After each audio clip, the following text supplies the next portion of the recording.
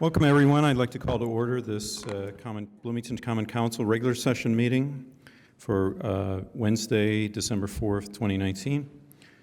Will the clerk please call the roll?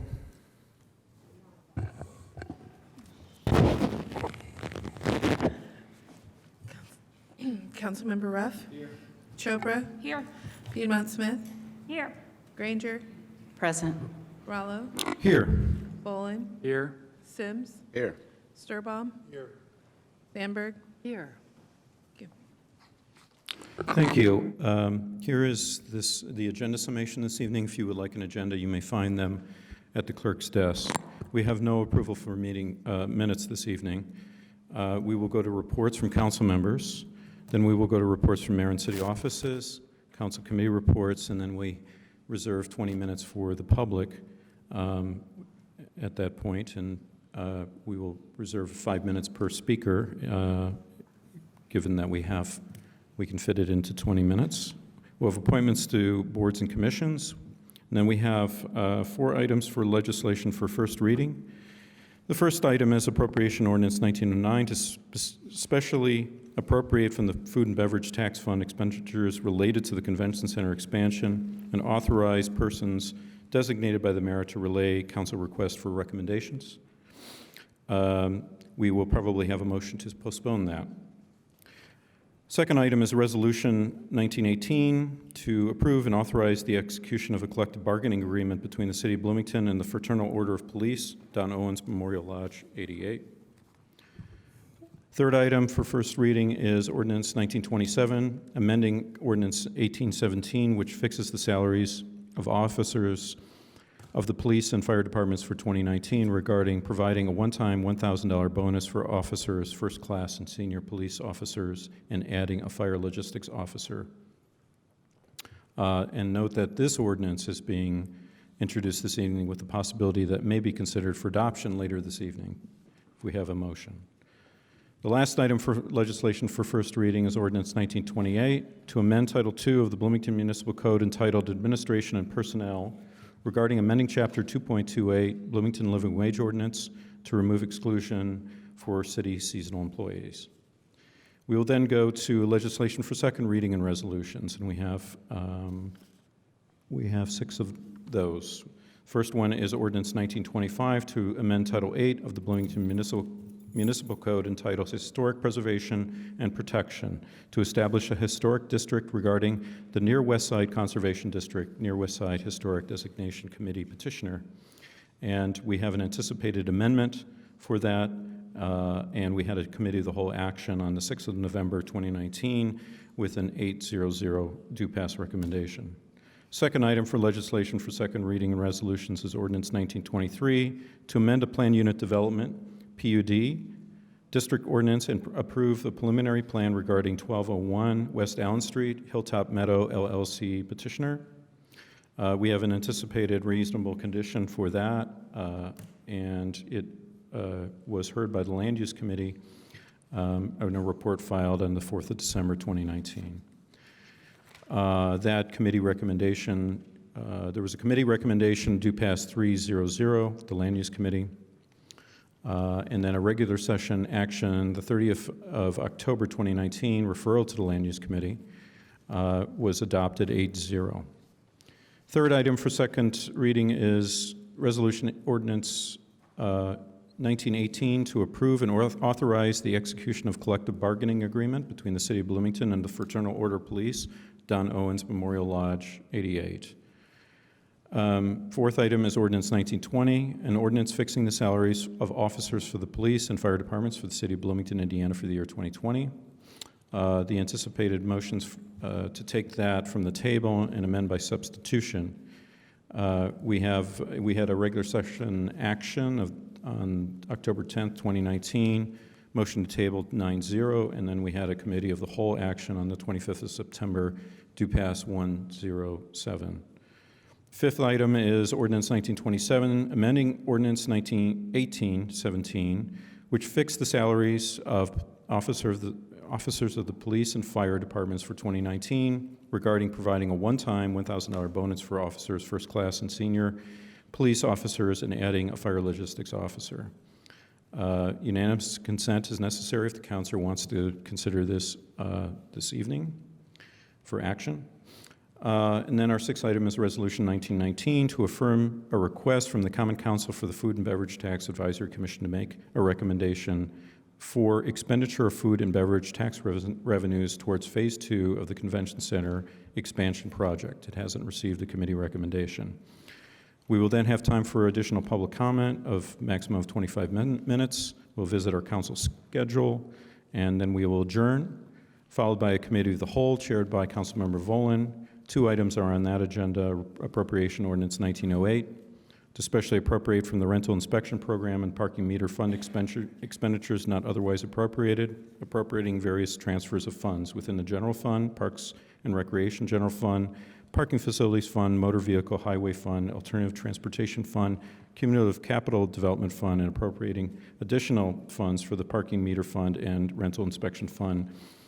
And then we have our second item, which is Ordinance 1927, amending Ordinance 1817, which fixed the salaries of officers of the police and fire departments for 2019 regarding the one-time $1,000 bonus for officers first class and senior police officers, and adding a fire logistics officer. So that is our agenda summation this evening. Point of order, Mr. Chair. Yes. Is there a reason that we're doing first readings before second readings tonight? Yes, to provide for the opportunity to take action at second reading on something that would be introduced at first reading. That includes That item the is which one again? resolution 1918? 1918, which approves the collective bargaining agreement. It doesn't have to be put under first reading, but our practice has been when you have a big ticket item like that, and And that requires unanimous consent to, not to for a hear? resolution. The down the road, it's Okay. ordinance 1927, which would provide for a $1,000 bonus for the police officers after ratifying their contract, But the ordinance would require unanimous consent. Got it. but not Okay, the thank you. resolution.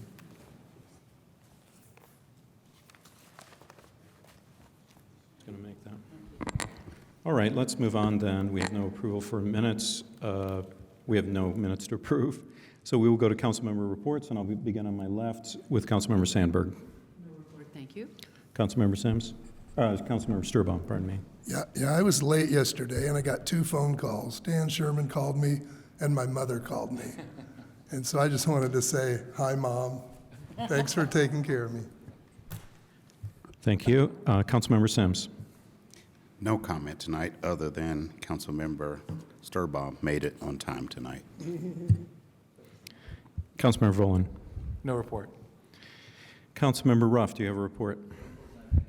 Councilmember Chopra? I'd just like to comment on my absences from council meetings of late. I'm sure some of my colleagues have noticed that I haven't been at meetings, and I'm sure some of the public has noticed as well. I do that for both practical and protest reasons. Practically, when I set my fall calendar with my children and my family, I thought we'd have meetings on Wednesday nights, and so I could schedule obligations, which meant that I had to take my kids to sports or other children to sports or whatever it might be. They're total jocks, it's just sports. But I made that decision early in the fall, not expecting for that to change, and it's just too much to change. But really, it's not so much practical. It's more in protest. The problem is that this council, frequency and length of meetings is way too, the amount of hours are way too many. It's way too long, and it's way too frequent. And I say that because that prohibits diversity on the council. And you should know that we get paid roughly $16,000 a year to do this. So the result of the way that we do business, which is flawed in my opinion, is that we do not have diversity on council. We do not have people who have children in the home often. We do not have people who have inflexible jobs. We don't have people who can afford to miss so much work or you could easily put 30 to 40 hours of work into council business without going overboard. And there are people who cannot afford to do that.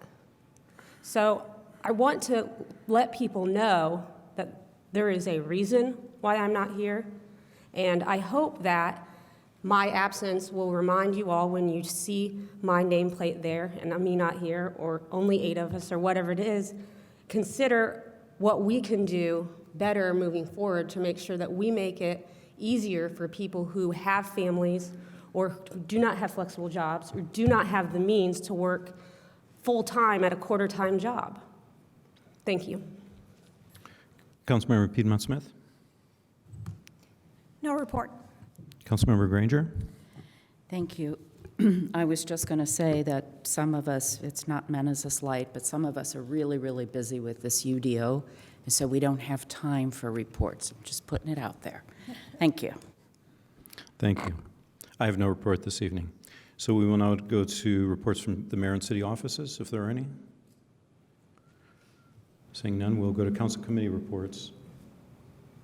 Seeing no council committee reports, we'll go to the public. If the public would like to comment on items not on our agenda, please step to the microphone, state your name, and be sure to sign in.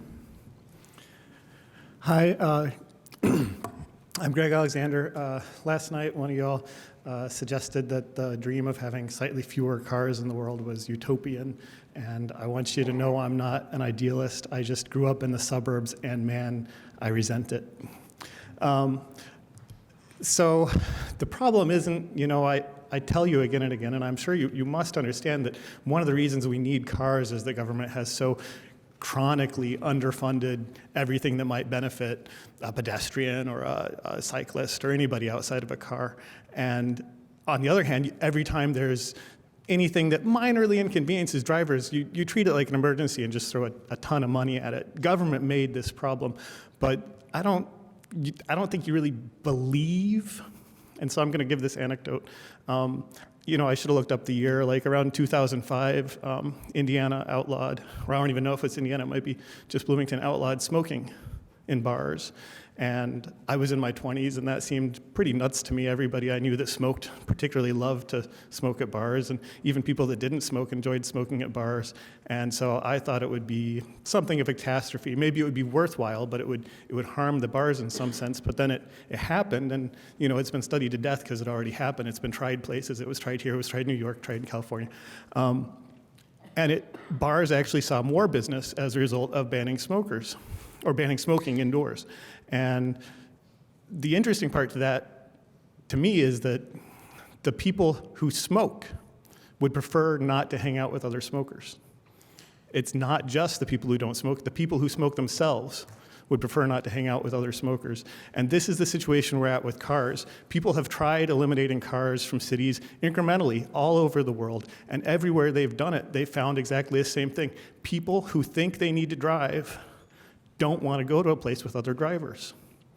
They don't want to go to a place that's very friendly to cars, because if it is very friendly to cars, it's going to have a bunch of traffic. We pretend traffic is all those other people, somehow they're different from us, but traffic is just other people in cars. We don't like traffic. People in cars hate traffic, and if you overbuild for cars, you will just get more traffic. And so, it's really hard to believe that you have the power to change things, but you do. If you encourage more traffic, people will actually travel less if they have to do it in a car. Anyways, that's going to be something to chew on. Thank you very much for showing up tonight, Ms. Chopra. Thank you for your comment. Hi, my name is Mark Cornett, and I have a couple of things I wanted to mention tonight. I found some interesting articles that are relative to, I think, the things that have been happening at council with the UDO in the last few weeks. And there's an article in Curbed, which is an online magazine called Unequal City. And the subtitle of this particular article is How Wealthy Tourists Have Gentrified Jackson Hole, Wyoming into a Housing Crisis. I think we could take that subtitle and rewrite it for Bloomington. How wealthy students have gentrified Bloomington into a housing crisis. The word housing crisis was used wide and far in our discussion over the last month or so about the UDO, specifically the core neighborhoods. And I would like to again bring up the fact that the core neighborhoods are in fact the healthiest part of our community. They're the most diverse. They're paying their own way in terms of property taxes that pays for city services. It's the sprawl component of our community that has led to the decline of equity in our town. And I would hope that, having been through that difficult debate about plexes in the core neighborhoods, that we could broaden our scope a little bit and talk about the entire inequity of housing and the price of our community. The locals are being priced out of our town because of rental pricing in the immediate areas around the university, which is where the debate raged. And I would like to suggest that if we go back to the comp plan and start to make statements like, by 2025, let's make sure that we have a density for single-family housing of 10 units per acre across the city, and then turn around and ask the neighborhoods that don't meet that standard currently what they would like to do about that to meet that standard. I think you would find if we would have asked the core neighborhoods how to achieve a density of 10 units per acre for single-family housing, they would have come to the table with some different answers than the ones you got by forcing the duplex concept onto the community. I would like to see a different strategy approach that could allow for us to come together to discuss these difficult issues in the face of climate change, in the face of fiscal responsibility. And I think we missed a great chance to do that in the midst of our UDO debate. And there's another article by the same online magazine, How a Small Texas City Rewrote the Rules of Development. And they fundamentally recognized that they were making poor decisions in their planning process, their UDO process, et cetera, and rewrote the rules and went back and looked at the successful development patterns of their community, which every community has a version of that, and embraced them. That is embracing the core neighborhoods. I hope we can reflect positively on what happened, although it was a difficult time, and I hope that we can move forward and actually achieve some goals that are a combination of planet savvy, climate change savvy decisions that can be applied to our community. And I think we missed a great opportunity. Thank you for your comments. Further public comments for items not on our agenda? You have another opportunity later if you choose. Thank you. We will now go to appointments to boards and commissions.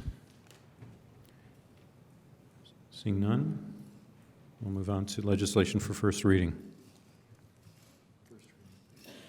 Mr. President, I move that appropriation ordinance 1909 be introduced and read until, by title and synopsis only.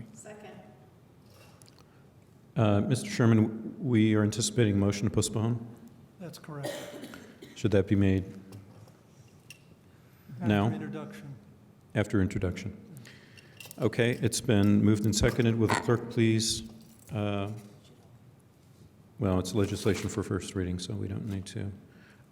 It's been moved and seconded that appropriation ordinance 1909 be introduced and read by the clerk by title and synopsis only. Will the clerk please read? Appropriation ordinance 1909 to specially appropriate from the Food and Beverage Tax Fund expenditures related to the Convention Center expansion and authorize persons designated by the mayor to relay council requests for recommendations. The synopsis is as follows. This ordinance appropriates funds from the Food and Beverage Tax Fund for expenditures related to the Convention Center expansion project, including expenditures for Phase 2 of the project, which involves design work for the expansion of the center and a parking garage, appraisals, and environmental work related to the project, including a bond issue and such other related services as may be identified. Bless you. This ordinance also authorizes the deputy mayor or other designee of the mayor to relay a request of the council to the Food and Beverage Advisory Commission for written recommendation to expend funds. Thank you. Mr. President, point of order. Mr. Sherman, it was made clear at the Food and Beverage Tax Advisory Commission meeting yesterday that the county thinks that this is out of order. I acknowledge that we have here a proposed motion to postpone this, but it says to postpone to tonight at 6:30. Did you intend to mean the 11th at 6:30? Yes. Okay, so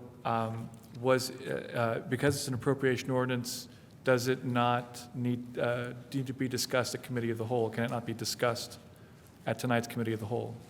It need not be discussed at tonight's committee of the whole. The rule applies to not acting on an ordinance the Oh, I same see, night so as we don't introduced. have to have a recommendation, that's fine.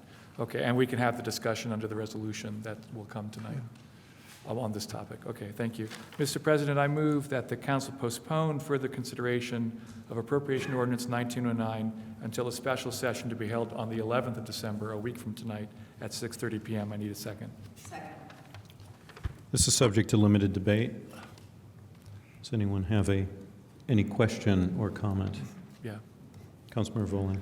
Right, so just to clarify what's happening here, in the discussion yesterday, the county, both the legal department for the county and both the county commissioners and council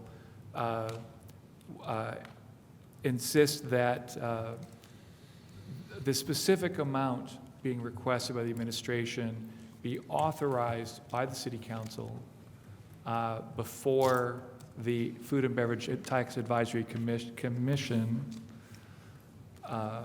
take it up. And only then can the city council, after the commission has taken it up, approve the money. So what we're doing tonight, I have authored Resolution 1919 with the capable assistance of Mr. Sherman that requests that specific amount. In the past, the city council passed a resolution authorizing the administration to place items such as that request on the agenda. And what we are doing tonight is making that specific request formal in hopes that that will resolve the legal dispute between city and county. So in case anybody is wondering what's happening, no, not right now. Thank you. Please hold. So that's what's happening tonight, and any discussion that people would like to have about the convention center and the food and beverage advisory tax would best be taken up under Resolution 1919, which has been added to the agenda, was not in the Friday packet. Resolutions are the kind of thing that we can do in one night. So it is a late addition, but if anyone is here to talk about the convention center, we can have a full discussion of it under that resolution. With that, I hope my colleagues will support the postponement to next week. Further comment? Somebody call the question. Call the question. Second. Question's been called and seconded on the motion to postpone. Will the clerk please call the roll? This requires a simple majority.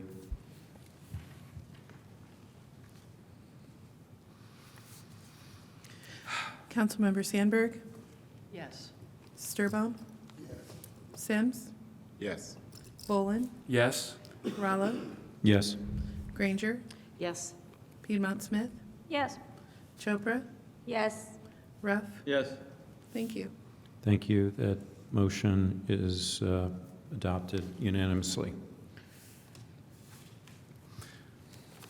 Mr. President, I move that Resolution 1918 be introduced and read by title and synopsis only. Second.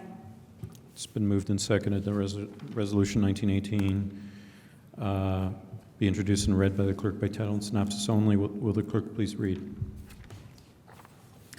Resolution 1918 to approve and authorize the execution of a collective bargaining agreement between the City of Bloomington and the Fraternal Order of Police, Don Owens Memorial Lodge 88. The synopsis is as follows. This resolution approves and authorizes the execution of a 4-year collective bargaining agreement between the City of Bloomington and the Fraternal Order of Police, Don Owens Memorial Lodge 88. Thank you. Mr. President, I move that ordinance 1927 be introduced and read by title and synopsis only. No. It's been moved and seconded that ordinance 1927 be introduced and read by the clerk by title and synopsis only. Will the clerk please read? Ordinance 1927, amending Ordinance 1817, which fixed the salaries of officers of the police and fire departments for 2019 regarding providing a one-time $1,000 bonus for officers first class and senior police officers and adding a fire logistics officers. The synopsis is as follows. This ordinance amends Ordinance 1817, which fixed the salaries of officers in the police and fire departments for the year 2019. These changes add a logistics officer to the fire department administration table and provide a one-time bonus payment to all senior police officers and officers first class who were employed during 2019. Thank you. Mr. President, I move that ordinance 1928 be introduced and read by title and synopsis only. It's been moved and seconded that ordinance 1928 be introduced and read by the clerk by title and synopsis only. Will the clerk please read? Ordinance 1928 to amend Title II of the Bloomington Municipal Code entitled Administration and Personnel regarding amending Chapter 2.28 Bloomington Living Wage Ordinance to remove exclusion for city seasonal employees. The synopsis is as follows. This ordinance is sponsored by Council Members Granger and Piedmont Smith. It amends Chapter 2.28 of the Bloomington Municipal Code entitled Bloomington Living Wage Ordinance to broaden the class of employees of the City of Bloomington who receive a living wage by removing the exclusion for certain seasonal employees in the Parks and Recreation Department. Thank you.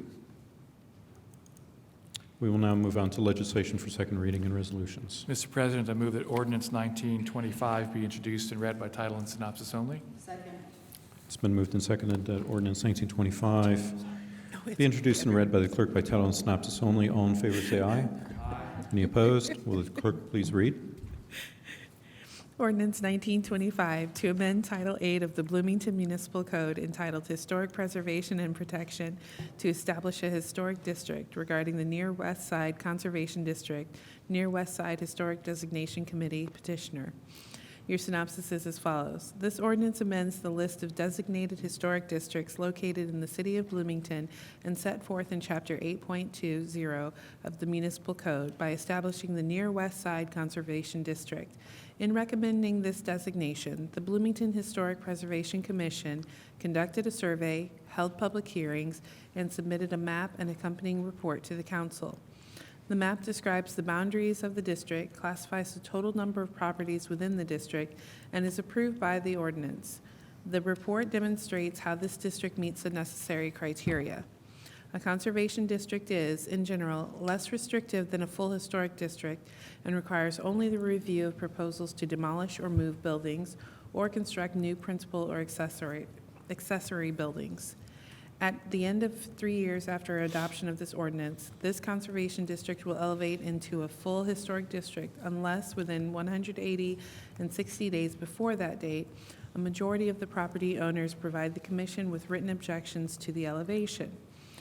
Your committee of the whole action or due recommendation was due pass 800. Thank you. Mr. President, I move that ordinance 1925 be adopted. Thank you. Mr. Herderick, welcome.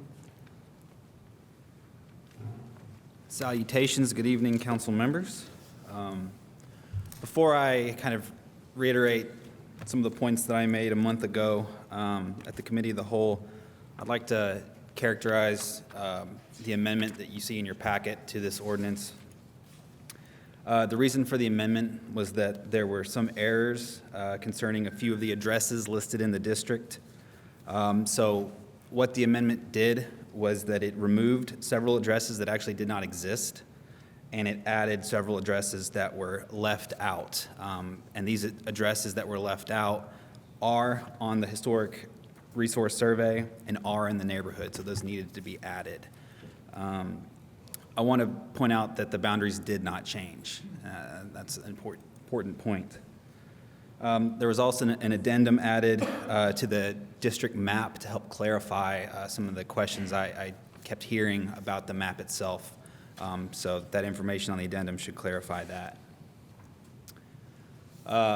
So what we see here, the Near West Side Conservation District, it's a total of 325 properties. You see there 67% are contributing, which is a very high number for a historic district. If passed, this will be the largest district in the city of Bloomington. So there's quite a lot of properties here. Every single one of these properties in the proposed district are already part of a National Register Historic District that was established in 1997. So some of the changes that you saw, I believe, were some of the numbers of contributing, I believe, went up and non-contributing went down. So you just make sure to look at your amendment for that. I want to go over the criteria. The Historic Preservation Commission and staff found that the Near West Side meets 5 of the 10 criteria listed for historic designation in Title VIII, and would just like to remind you that it only needs to meet 1 to be designated. So criteria 1A has significant character, interest, or value as part of the development of the city. That has to do with the neighborhood developed adjacent to and concurrent with the industry of the West Side. So around the turn of the 20th century, the West Side neighborhood really took off, and it grew because that was the worker housing for the industry on the West Side. So the neighborhood itself is an important part of kind of tracing the development, economic development of Bloomington. Criteria 1C, the neighborhood exemplifies the social heritage of the community. From the very beginning, the neighborhood was a racially diverse, working-class neighborhood.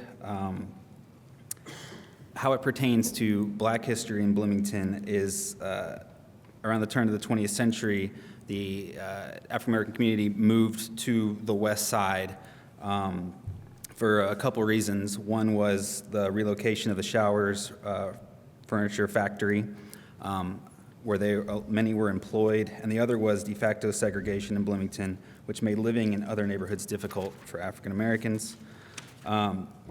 And you can really see the social, religious, and educational legacy with buildings in the West Side like the Banneker Center, the AME Church, and the Pollard Lodge, and these are important to preserve to tell the story of Black history in Bloomington. And next we have criteria 2E, contains any architectural style, detail, or other element in danger of being lost. I believe this speaks for itself. There is a large amount of once common architectural styles that are now in serious danger.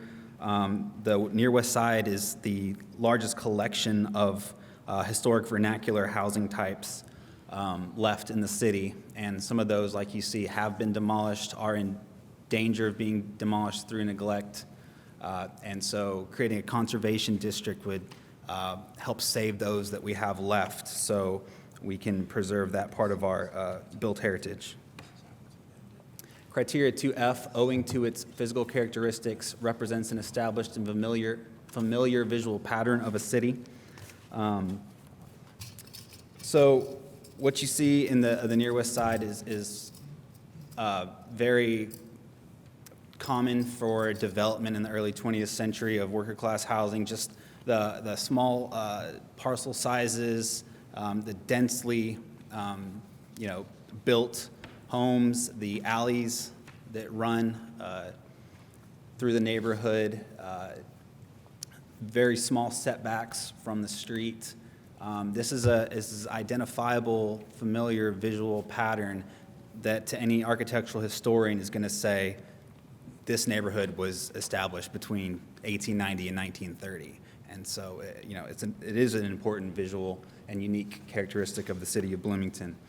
Last, criteria 2G, find that the Conservation District exemplifies the built environment in an era of history characterized by distinctive architectural styles. I have returned with more pictures as requested by Councilmember Volin last time to show you some more of the examples of the architectural styles I was referring to in my last presentation. So I will proceed to do that for you. So what we have here is the gable L. To me, this is the Bloomington Historic House. There is a large amount of these in the near west side.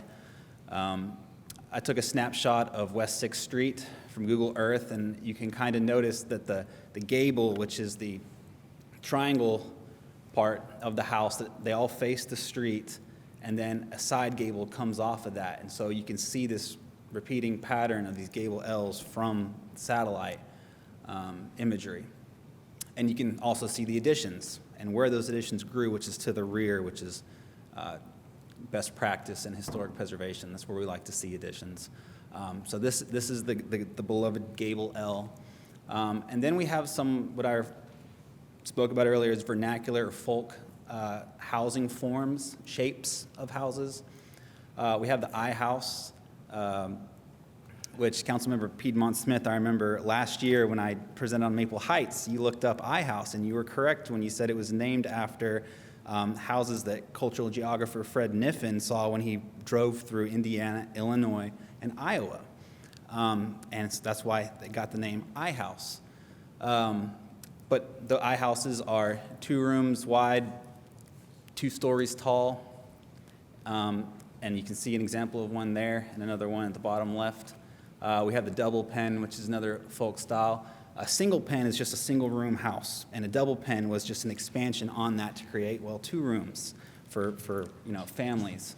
And so you see the 2 doors there, entryways into 2 different rooms in a double pen house. Saddlebag is a double pen with a chimney in the middle. So you can think of the rooms as the saddlebags hanging off the horse's back, which is the chimney. 1005 West 7th is a really unique saddlebag because it doesn't face the street. So I think that's a pretty special house. And then we have the Central Passage, which is a variation of a vernacular form called the Hall and Parlor. The Central Passage, where the Hall and Parlor would have one door off to the side, the Central Passage put the door in the middle. And this was a climactic adaptation to warmer climates. You could create a breeze through there if you left the front and back door opens in the Central Passage house. Of course, 523 West 7th sure is familiar in our minds, but that was a beautiful example of a Central Passage. We have the pyramidal roof cottages. They're pretty simple. They kind of look like gable L's, but you'll notice that the roofs form a pyramid at the top. And we have the T-plan cottage. If you look at overlooking it from the top, bird's eye view, you see a T. Also known as a gable front wing. Then we have some California bungalows. These came a little later, so the vernacular styles that I just mentioned were primarily the late 19th century, very early 20th century. Going into the 19-teens, 1920s, and 30s, we start to see these bungalow types, and these are houses that people would pick out of magazines, typically catalog homes that they would, very simple, easy to build, but unique in their own right. And there are several versions of the bungalow. Bungalow is kind of a generic catch-all term, but the California bungalow has that front gable and then a porch with a front gable as well, which you see in 3 of those examples. And then we kind of a sorted mix. The top right picture is actually a 2-story gable L, and it has some Queen Anne detailings thrown on there with the bay windows and some of the millwork on the house. Of course, the Banneker Center is a very refined Beaux-Arts. There's our shotgun house at the bottom right, which I told you last time is just 1 room wide and several rooms deep. And then the United Methodist is a Gothic revival style. So there are some other styles sprinkled in there with some of the more predominant styles that I've already mentioned. And I believe that's all I have to show you guys. I would love to talk in person further about architectural history. Thank you, Mr. Herderick. That was a wonderful presentation. So we'll go to council questions, but before we do, perhaps we have a motion to introduce. Yes. Okay, I would like to introduce Amendment 1 to Ordinance 19-25. Second. And this is done at the request of staff, which I think has been just discussed. The changes here include reconciling properties in Section 1 and Section 2, and then providing an addendum clarifying parts of the map. And so with that, I can defer back to you for any further explanation here. No, that's exactly it. It's just to simply fix some minor clerical errors in the first submission and to help clarify the map. Very good. Any questions from council regarding the amendment? Councilmember Granger. Thank you. I see that 523 West 7 is still on this, it's on this amendment, your addendum. Shouldn't that be taken off? Because the parcel is still within the boundary of the historic district, we want to make sure that it stays so that the Preservation Commission has some kind of purview over the new construction that goes in its place. Got it. That makes sense. Thank you. Further questions from council? Okay, we'll go to the public. This is on the motion that was just introduced. We'll have an opportunity for the public to talk about the ordinance. But if you have a comment on the motion, the amendment, excuse me. I represent the Salvation Army, and I'm assuming that that's included in this one? Correct. We are on Please Kirkwood. tell us your name. Captain Cindy Hogue, and I'm representing the whole Salvation Army, and I just want you to know this is all new to me. But I would like to let you know that the house that they're wanting to pull into the historical preservation was built in approximately 1967. It is a simple ranch home, and we own about a half a block. Well, this is not, is that addressed in this amendment that they're talking about? No. Mr. Herderick, is it? No. So, ma'am, this is a technical amendment to, we're just fixing some addresses, and then we're going to come back to the question as a whole. I don't mean to disrupt you. Excuse my No, it's okay. You're new to this, too. Thank you. Thank you. Any further comment from the public on the amendment? Okay, seeing none, we're back to council for comments or further questions or a I had no question. recommendation. Well, wait, this is on the amendment. On the amendment, yes. Call the question. Question's been called on the amendment, Amendment 1, to Ordinance 1925. Will the clerk please call the roll? Yes. Councilmember Sturbaum? Yes. Sims? Yes. Volin? Yes? Rallo? Yes. Granger? Yes? Piedmont Smith? Yes. Chopra? Yes. Ruff? Yes. Sandberg? Yes. Thank you. Thank you. That amendment is adopted 9-0. Now we'll return to questions for the ordinance 1925 as amended. Councilmember Volin. Yes, thanks for the presentation, Mr. Herderick, and all the additional illustrations. I learned a lot, and I think it was edifying to a lot of people how diverse the housing stock of this area is. Can you go back to the map at the very beginning of your, what I want to know is, we only see this is it, the boundaries of the district proposed. Once again, the big spot in the middle is already historic. Fairview, Historic District. Historic district, but it's like full elevated, full Correct. historic. What about to the east and to the south? I mean, what is the status of those areas? Are you referring to outside of the boundaries to Correct. the east? Outside the boundaries of the proposed district? That's not a current historic district, no. So, I mean, the boundary on the east side is Rogers, is that right? Correct. Okay, so it's sort of between the proposed district and the historic courthouse district. Yes, now, to the east would be included in the National Register Historic District. Right. Because that included not only the residential portion, but the industrial and commercial portions as well. Is there because there are houses that are very similar to what's west of Rogers, is there a reason that those houses weren't included in the near west side? Are they considered part of a different?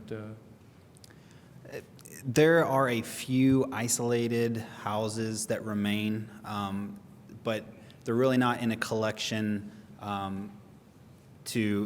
essentially they're kind of like a fish out of water. Their environment around them has been altered so much that it would be strange to include them in the district. Well, I was thinking of the three houses on, is it 4th Street, north Yeah. side of 4th Street, on the northeast corner of 4th and Rogers?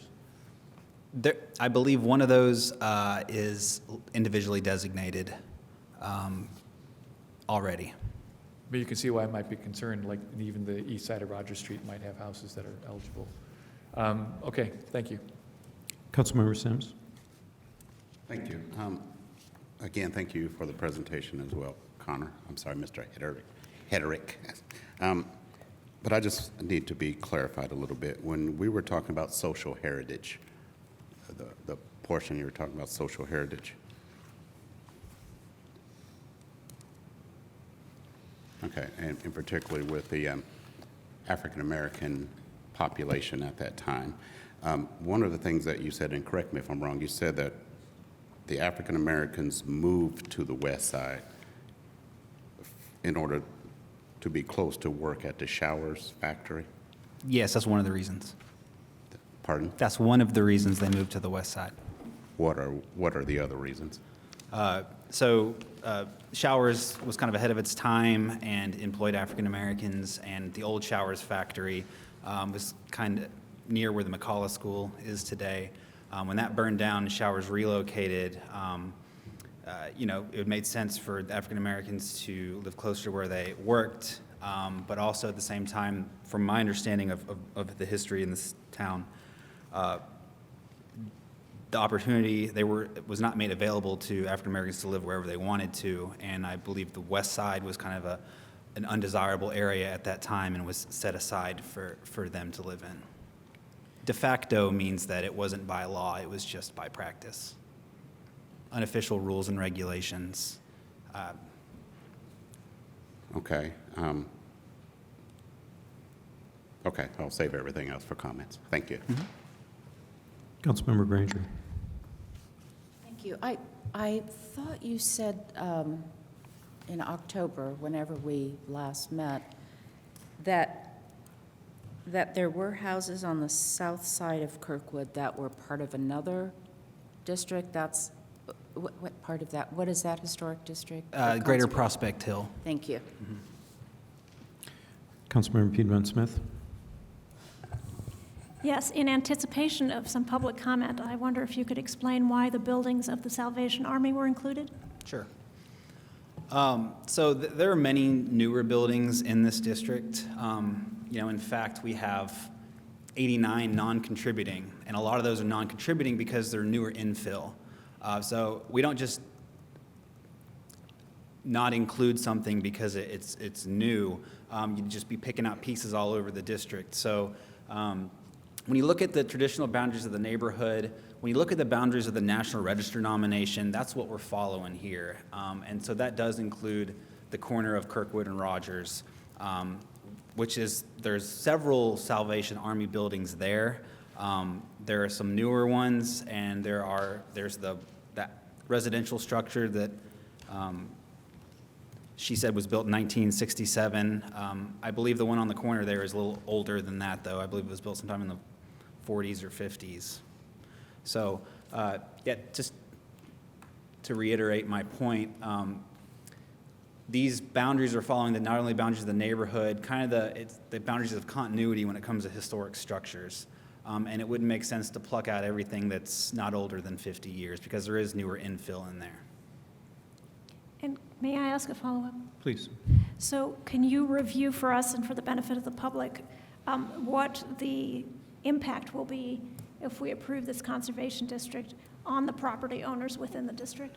Absolutely. So the difference is there will be 3 new restrictions placed on property owners that don't currently exist. Those 3 restrictions are that if you want to fully demolish your house, I'm talking a full demolition, if you want to build new construction on a vacant lot, or if you want to move your house, you need to get a certificate of appropriateness from the Historic Preservation Commission. That's the differences that this conservation district will mean for property owners. And that certificate of appropriateness, what do they look at to determine that? So the neighborhood will get together with the commissioners and myself to write design guidelines if this is approved. and they'll work with some federal standards of historic preservation to create a set of design guidelines that the commission will use as a lens through which to interpret requests for demolitions and new construction. So it's a combination of neighborhood input and federal preservation standards and guidelines. Thank you very much. Councilmember Ruff. So just so I understand the definition of full demolition pretty well, so a dramatic change, for example, lifting a building and building a basement under it, that would not be covered by these restrictions? Correct. Okay, thank you. Further questions? Okay, seeing none, then we'll go to the public. Salvation Army. Yes, if the officer from the Salvation Army would like to step up, and then this is on ordinance 1925 as amended. You'll have 5 minutes per person. By the way, this is a beautiful presentation. One of the reasons your name, the Army... please. Please say your name again. Oh, I'm sorry, Captain Cindy Ho. And one of the reasons that we are struggling with being put under this is our building on the corner is already on the historical preservation. And it is falling apart below us, and a lot of our money is going into fixing it. We're also landlocked in the fact that we just have that half block. And so to put that house on there, which is just a simple ranch house, would create a lot more paperwork for us and a lot more work to get anything done and accomplished in our area. As you know, we are heavily involved in helping the community and being there and serving. We are not staffed proportionately to have people to do all of this paperwork for us, and we would just ask that we would be excluded from the historical preservation, that house would be off of there. Thank you for your comment. Please. Betty Bridgewater's near West Side citizen since 1946, with an exception of a few years. That has been home. When I see the presentation, I find so many things that are not historical, and I don't know if this is appropriate for me to bring it to your attention, but there are several things. The architecture is one. When I grew up, everyone had 2 front doors on the house. In the 50s and 60s, as people upgraded the homes, they took a door out. Back in the old days, people who had space rented property to students. So they had student housing in their homes, roomers. And it was also a practical thing for cross ventilation. Also, most of the doors had transoms, glass above them that would swing out for air to circulate. It is historical. There was no central air and central heat and all of those things. And you had to think about that all year round. You didn't want to die of carbon monoxide poisoning, so you wanted to be sure fresh air was flowing through the house back in the 40s and 50s.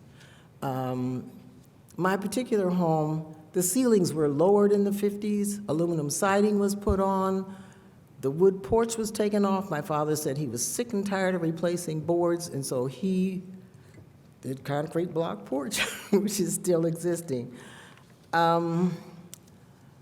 There are so many architectural things that are not mentioned in the presentation that would be good to mention. The single gable, the eye house, and all of that is fine, but you need to get a little more detail about what those were before they were upgraded.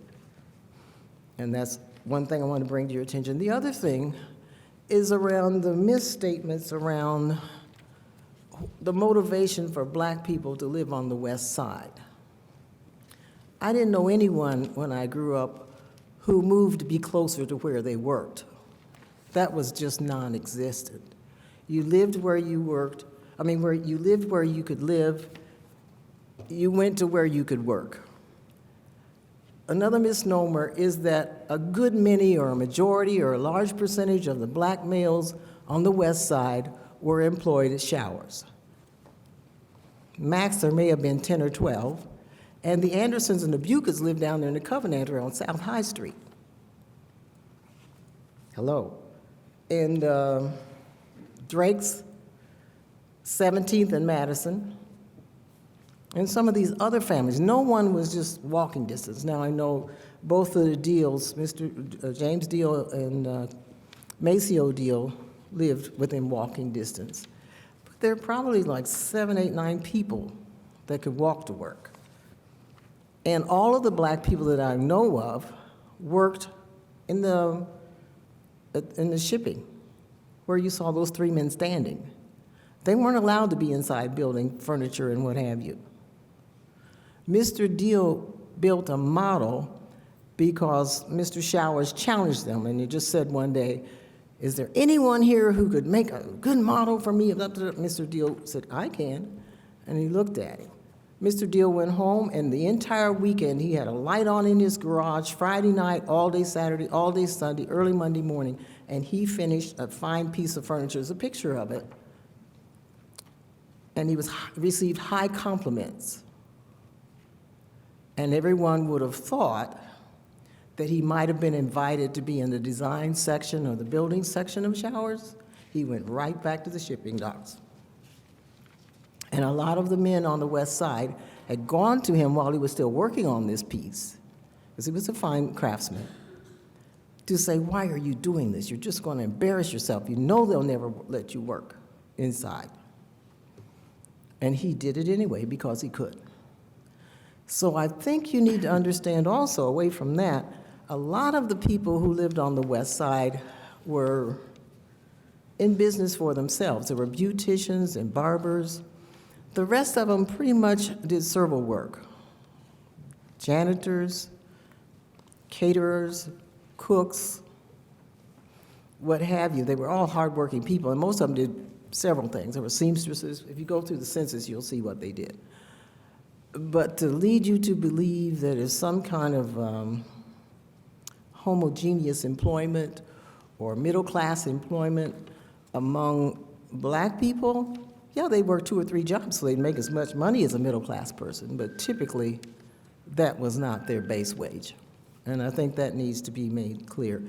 But we were in there, and it was a community. It was black and white together. It wasn't a racial divide. We didn't think about that. If someone needed something, the community would come together for that. The churches were certainly a very strong, integral part of the community. But the black community was not geographic. It was the black people in Bloomington, wherever they lived, would come in. And many of them were on farms and lived out, what we consider out now. It isn't out because it was like I said, 17th and Madison, and then the Nichols had a farm out on Dunn and 17th, and another one was over there on Vernal Pike. So I just want to clarify that the architecture and some of how things went is a little skewed. Thank you for your comment.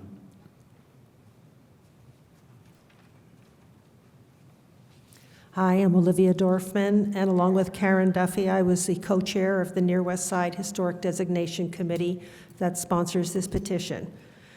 There were about a dozen homeowners in the community who were involved over the past year and a half in developing this initiative. Since January 2019, we were a committee of 10, and we would like to note that our members included both advocates and opponents to designation. Together, our committee resolved to remain open to all points of view as we worked to educate, inform, gather input, and respond to our neighbors' questions and concerns. To this end, we used mailings, flyers, emails, Facebook to stimulate a conversation about historic designation. We created a web page and a committee email address. We organized our public meetings to include formal presentations followed by Q&A sessions, and spaced the meetings at 2-month intervals to give people time to digest the information. We also arranged CATS TV coverage and posted online links to the videotapes for those who could not attend the meetings. This process concluded with a community-wide vote by respondents' choice of mail or online ballot. 2/3 of the votes received were for local historic designation. After all these efforts, we feel confident that the vote represented our community's wish for designation as a conservation district. Thank you for considering this petition submitted on behalf of the Near West Side neighborhood. Thank you for your comment.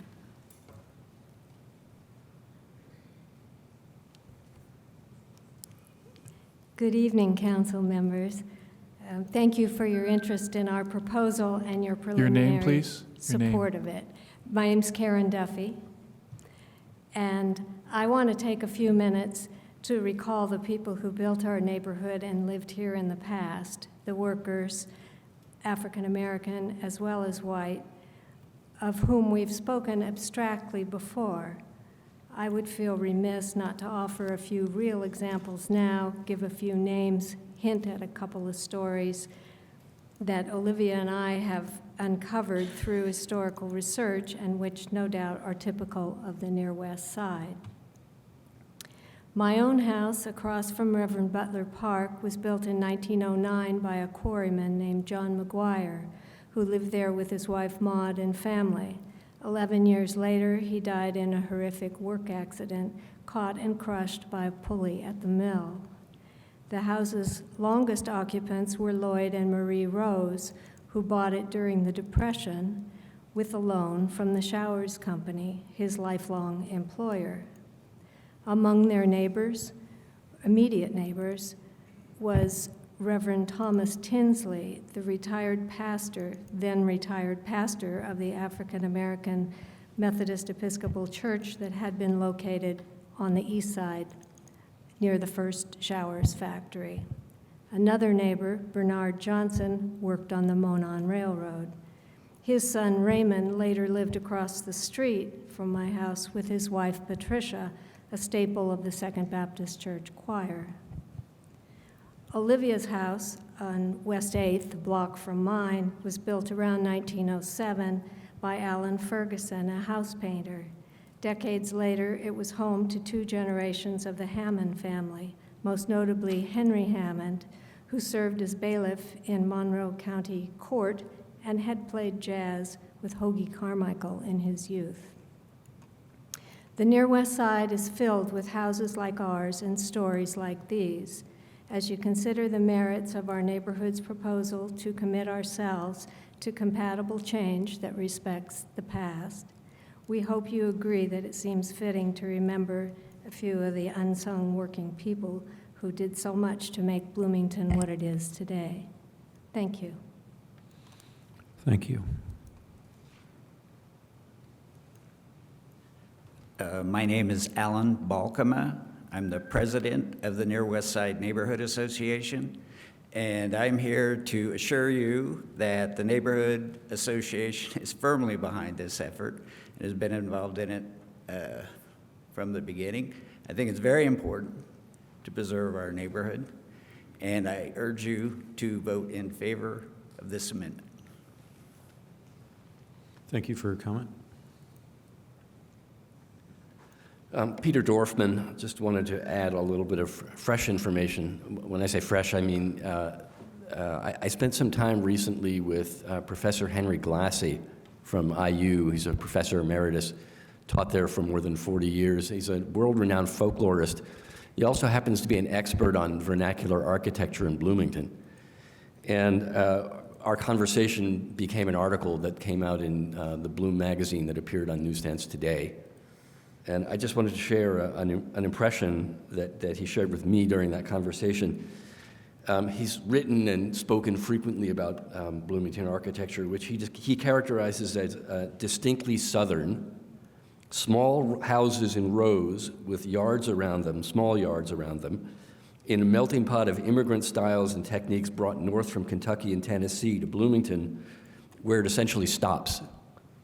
He says, you really don't see the characteristic Bloomington styles north of here. And those comments I heard again a couple of weeks after I interviewed Dr. Glassy at a presentation that he did on Bloomington architecture at the Mathers Museum. And he repeated that and showed a number of examples, and they were virtually all examples from the Near West Side. So the point I'm trying to make is that when you characterize the Near West Side as a neighborhood with a characteristic historic look, you can evaluate that in terms of the individual houses and the styles that they're built in, but also the totality. The small houses, small lots in rows of houses, all approximately the same setback from the street. This is very characteristic of Bloomington, and it is a unique asset for the Near West Side. So thank you. Thank you, Mr. Dorfman.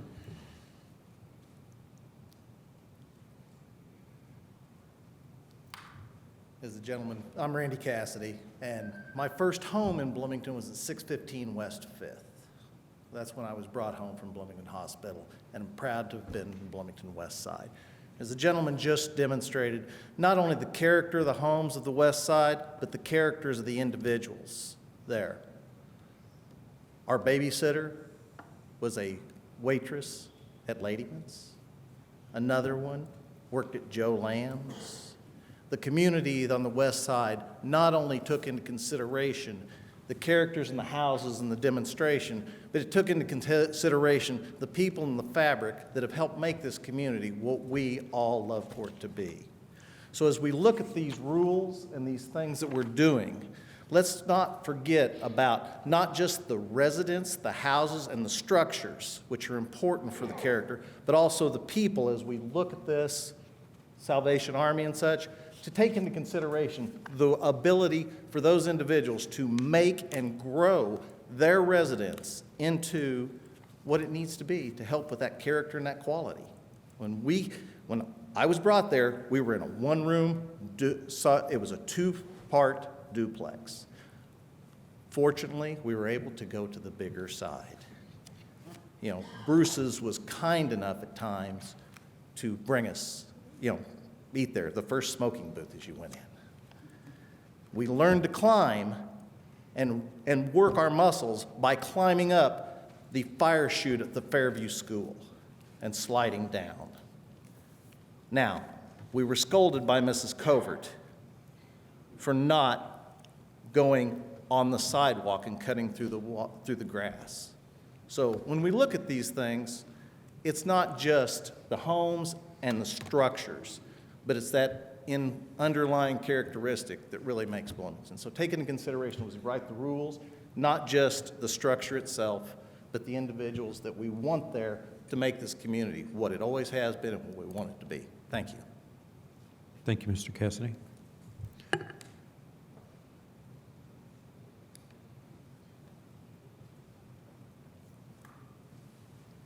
Hi, my name's Mark Cornett, and certainly hope the council considers strongly approving this opportunity for the Near West Side. I think it's a great opportunity. And I also would like to knit together the idea that this is not just a historic artifact, but it's a living place with diverse housing, diverse population, and diverse opportunities. And I think we can learn a lot from neighborhoods like this as we move forward with growing our community. And it's an awesome template for pursuing the future of Bloomington. It's efficient fiscally, it's responsible fiscally, it's dense, it provides a myriad of opportunities, it's proximate to the core of our community, which is a desirable condition today. And I hope we don't just think of these things as artifacts and that we think of them as the real heartbeat of our community. And it's certainly something for me personally to look to learn about how to improve our planning and architectural opportunities in Bloomington. Thank you. Thank you for your comments. Any further comment from the public on Ordinance 1925 as amended? Okay. So we'll come back to council now for any further questions or comment. Councilmember Sims. Thank you. And again, I want to, and I'm sorry, I keep screwing up his last name sometimes, so I hope it's okay if I say Connor. But I think that was a wonderful presentation. Thank you. But like one of the comments that we've just heard, it lacks some things. I guess the point I want to make is that I want to make sure that we do a better job of being more inclusive historically when we're doing legislation with some of these things. I mean, we've got the pictures and all that. A lot of the things that we've heard tonight and some of the things that I am aware of were based on oral histories. These are things that were passed on from folks to folks. One of the commenters today, I live next door at 931 West 7th, next door to her mom. And I used to hear all the stories when she ran for city council, ran for school board, I think won and ran for school board. Maybe even ran for mayor once if I'm back, you know, those are the type of things that I think that add color, for lack of a better term, to these type of legislations. I think it's well known that, and it's, I don't know whose fault it is, but there has been a whitewashing of history, in particularly black history, over time. So you can do your research and you can come up with a lot of things and you can find a lot of stuff, but there are just certain things that aren't there because it's just been socially whitewashed. And I think that's why oral histories are so important. Black people early on, I came in 1975, and there was folks here way before me, trust me. I ended up on the west side, learned a whole lot of things. Reverend Ernie Butler was the pastor at Second Baptist Church at the time. The NAACP was formed in 1968 by Reverend Butler and Mr. Clarence Gilliam. They were instrumental in forming the Bloomington Human Rights Commission. Okay? One of the things earlier I questioned about African Americans moving there, and that's true in some cases. There was a gentleman named Mr. Robert Motley, Senior Bob. He lives out near Dolan. And when he bought his house, I want to say 1950 or 2 or something, on the deed it actually said, do not sell to African American, to black people. So we say there are some unwritten laws and rules. Well, that may be the case, but there were some written laws and covenants on the deeds that said don't sell your house. Now, of course, the guy who owned it sold it to him. You see, that's just the one instance. The great majority of the rest of them went to the west side, and they did move there, so I don't want to dispute that, but there were real estate agents that would not show houses to black people in other parts of the city. So that's the unwritten part, I think. They wouldn't even, you want to buy a house? I'm working at a factory, I'm working at Showers, but we're not going to sell you the house. But we got a nice house for you over on the west side. And that's how a great majority of the black people got there. There were elsewhere, out on Covenant Drive, some Underground Railroad history out there. So there's some property out there and where the cemetery and all that is, in the Anderson family that I had the pleasure of working with and knowing. And I'm not chastising or anything. I just want to make sure that we can be historically correct, and hopefully this is added to some of the legislation and some of the things that we are doing. On the West Side Center, and again, I was blessed to be able to get to live there, live right across from the Banneker Center, and at the time it was called the West Side Center. It wasn't Banneker.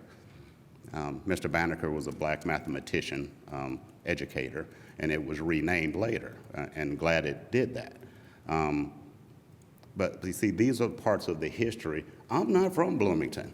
I've lived here over 40 years, but this is the history that I know because it was told to me by Miss Bridgewater's mother, her brother, the Winners, some of these families. These are the things that I know because they've said and told me these things. And there are some white folks, or white people that live on that side, and particularly over in Waterman area now. Same thing for poor white people back in the day. Same thing in a lot of cases. I just don't want that overlooked. We had the B.G. Pollard Lodge. I don't know if anyone knows about that. It's a Black Elks or an Elks Club, but we always called ourselves Black Elks. I was fortunate enough back when I was a lot younger to be president of that club, and I always wondered, why do we got this, what we call the hole? A hole in the wall, actually, when I first met or ran into it. I said, you know, they got some nice limestone buildings downtown. Why aren't we a part of that if we're all Elks? That's why we had the Black Elks on the west side called the Hole. These are just part of the history that I think, and feel free, anyone, to correct me if I misspoke on anything. You probably won't be able to refute it by looking it up in history, because it's not there in many cases. But I just wanted to bring that point up. I do support this. I think it's a good designation for the Near West Side. I think, as I've also heard, it is a core, I know it's a core neighborhood, but a pattern, a working pattern. I think that could work well in other areas, just based by looking at how it operates. And we'll see how that goes too. So I will support this. I just wanted to make those points because I think in many cases, like I said, some of the history itself, is it written, it gets whitewashed. I've met a lot of folks. I didn't know a whole lot that said they worked at showers. I knew the barber. I knew the lady that was doing hair down the street. I knew the people that were what we call domestics that went and cleaned the houses and places of the more wealthier white people. You see, so I mean, I've met some of these folks when I lived there, 79-ish, and it was fascinating to me just to hear all these things. It's kind of like my own hometown, hearing from my grandmother and my great-grandma, some stuff that I didn't know that I wasn't been taught in school. So I just don't want that to, again, to be whitewashed in this legislative process that will be codified in law. So hopefully we don't have too many more of these conversations moving forward. Thank you very much. Thank you for your comment. Councilmember Chopra, you're next. I want to make sure it's proper to ask a question. Please. Okay. My question, I believe, is for staff. I just wanted to get your comment on Ms. Captain's, the captain of the Salvation Army, concerns and how you would respond to those. I believe there are multiple property owners in the district that share similar concerns, that believe that this will be, place a greater burden on the property owners because it's more restrictions. And property owners also believe that their property should be excluded because it's not historic. I hear that all the time.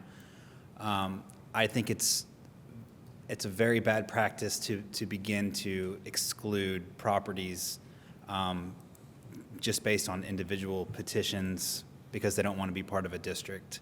That opens up a door for a lot of other things to happen. I think that covers it. I'll have one follow-up, which is, would you say that their property is unique in any way? Unique in that it should be excluded, or right, that should be included? Or the way, I think that she described where the home was on the property. Is that unique? I'm not aware of that parcel history of why and how that's connected to the Salvation Army, if it even is. I just know that they own it. I appreciate that. Thank you. Councilmember Piedmont Smith. I think Councilmember Sandberg was first. Oh, pardon me. Councilmember Sandberg. Thank you, and this is a little bit of a follow-up. I'm in complete support of this. I've so much appreciated all the wonderful historic contributions to many of the stories we've already heard about this neighborhood. I especially appreciate Mrs. Bridgewater's for her commentary, and I'm hoping that this oral history and this past can also be incorporated into the richness that we've already heard about. But my kind of a follow-up to the Salvation Army issue, I understand when things get designated at the conservation level and then maybe get elevated up to historic, that the historic preservation team, committee, as it were, are very, very helpful in working with people that are having trouble with paperwork. And I don't even know if the committee itself, the Near West Side neighborhood, could reach out and talk to anybody that finds it burdensome if they do need to petition for alteration to their structure when they find themselves, included in one of these conservation districts, or if the Historic Commission itself can also be a resource. But my understanding is this is not meant to be onerous on property owners. If anything, there's a lot more help available for if you have a particular issue with your home, you can reach out and get additional assistance with that. And so again, thank you to the hard work that's gone into this. I completely support it and want to appreciate everyone who's been here tonight to speak. Thank you. Councilmember Piedmont-Smith. Well, I was just going to basically say the same thing in the form of a question to Mr. Herterich. If a property owner such as the Salvation Army wants to make changes to their property and has questions and needs help with the bureaucratic process, is your office willing to sit down with them? Oh, that's my job. That's what I do the majority of the day. I help property owners through the process. Okay. Thank you very much. Further comments or questions? Councilmember Ruff. So, Mr. Hedrick, too. So real quick, could you just take us through, let's say that the main structure, or I don't know if it's the main structure or not, the Salvation Army owns, but it's what the captain described as a ranch. Let's say that became no longer functional at all for their needs. And they wanted to completely take it down and put something else up that more suited their needs as they've over time. Can you talk through that process quickly? Kind of take us through that process of how they would do that? That's a little tricky. I would first have to research the connection of that ranch to the site.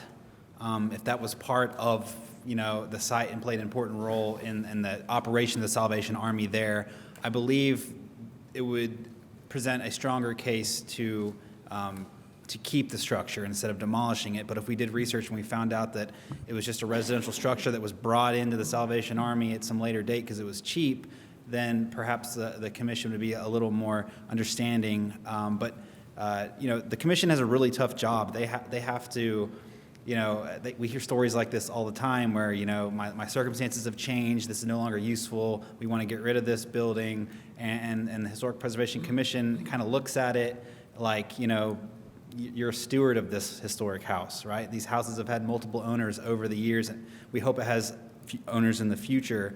And so usually they kind of stick pretty strong to their guns that if, the structure is historic and it belongs in the neighborhood, it's contributing or higher, then it's a pretty difficult to demolish it, get a certificate of appropriateness to demolish. Okay, thank you. Councilmember Granger. Thank you. I am one of the ones who appreciates the historical designations because however faulty it is, it does speak to the history of the community. And I think when neighborhoods go through this process, it encourages them to do research and to find out more about where they live and how that community developed. And I'm very excited about this, and I will be supporting it. Thank you for your work. Councilmember Sturbaugh. Yeah, Councilmember Sims said he hopes this is the last time he has to explain things, but I hope it's not. I think the history is so much richer when we understand what it really means and what these neighborhoods are. Henry Glassy talks about the material culture, but it's the stories that the material culture holds and embodies that is so important and so significant. So these objects that we're saving do all have stories, and the more we understand the depth of those stories, the better it is for our whole community. One thing that Mark Cornett didn't say, he likes to say this, and I like it too, because it says, these structures are the DNA of the city. You know, this is how the city reproduces itself. This is how it grew. There's a sort of organic level to how cities develop, and that's the other fascinating part of people coming from the South with patterns from other countries, from other eras that came here and grew almost like an organism. And the memory of preserving these historic DNA structures of our city, they'll be there for other generations to study and learn. You know, we went through a period where we didn't appreciate this kind of DNA, and now we've rediscovered it. It was built before there were automobiles, and we're starting to realize this was built for walkers. This was built for people. These details are not built for driving by at 60 miles an hour. They're built to enjoy as you walk. So there are a lot of levels to preservation, and I'm thrilled that this is coming about. I hope fellow council members will support. Thank you. Mr. Herderick, I had a question. It occurred to me. So it's fascinating to hear these personal accounts, and from Councilmember Sims and Ms. Bridgewater and Ms. Duffy. Is there an opportunity to preserve those? Is your office a repository of those accounts, and how would people go about sharing that, making sure that those stories are preserved? You know, you don't need an official office or agency to preserve oral histories. I know the Prospect Hill neighborhood had an oral history project that they took upon themselves to interview and record some of the residents who'd been there for a long time. But along official lines, I know the Monroe County History Center would be the place to go. It would be a repository for that kind of knowledge. I see. Okay, thank you. Thank you for that. Councilmember Volin, do you have a comment? Yeah. I just finished a degree in geography, and one of the things that I learned, the easy way to think about it, is geography is to the where as history is to the when. They're cousins. And, you know, I think that word is missing from the phrase historic preservation. We're not just talking about preserving all kinds of history. We're specifically talking about preserving the history of things built in a certain place. Built things, geographic things. It's historic geographic preservation. What's the point of this preservation? We don't want to preserve everything about the past. I don't want to preserve diseases that we got before running water. As clever, I don't want to preserve, as clever as houses were built before the advent of HVAC technology, I don't want to go back to that, even though I want to keep the forms that made houses cool back before we had machines to do it. What we're preserving is architecture, but more importantly, the scale of an area, the pedestrian scale, the houses on streets, the relatively close distances between the houses and the street and the houses and each other, the modest sizes, the dimensions that encourage interaction and conversation, that create neighbors and neighborhoods. The backs of these houses are not as important as the fronts, because the public space that the houses and the streets collectively create are the parts that matter most. I only wish that, as Councilmember Sturbaum said, this part of the city had reproduced itself throughout the rest of the city. But too many parts of our city and many other American cities are built around the assumption that automobiles are and should be primary. Automobiles which compress geography and eliminate the physical need for pedestrianism, but which didn't take into account the social importance of pedestrian scale. So this is why we're here. This is why we have historic preservation. It's the preservation of historic geography. And this geography is important, if not primary, to the city of Bloomington. And we should be striving to reproduce it everywhere We started, you saw it in a couple of places, there's one or two enlightened developers in town who have built on this scale on South Dunn Street, on where the new Hopscotch Coffee is by the Beeline Trail. We need more development like that. And it's very hard to develop a whole new neighborhood like this anymore, let alone one that doesn't assume the car comes first. So absolutely, I support this, and it's why I support historic preservation in general. But if we started adding the word geographic to it, it might make more sense what specifically we're trying to do with this. Thank you. Thank you. Any further comment from council? Is there a recommendation? Call the question. Question's been called and seconded on ordinance 1925 as amended. Will the clerk please call the roll? Councilmember Sims, Yes. Poland, Yes. Rallo, Yes. Granger, Yes. Piedmont Smith, Yes. Chopra, Yes. Ruff, Yes. Sandberg, Yes. Sturbaum, Yes. Thank you. Ordinance 1925 is adopted 9-0. Thank you all for coming. Who spoke this evening? Mr. President, I move that ordinance 1923 be introduced and read by title and synopsis only. It's been moved and seconded that ordinance 1923 be introduced and read by the clerk by title and synopsis only. All in favor say aye. Aye. Any opposed? Will the clerk please read?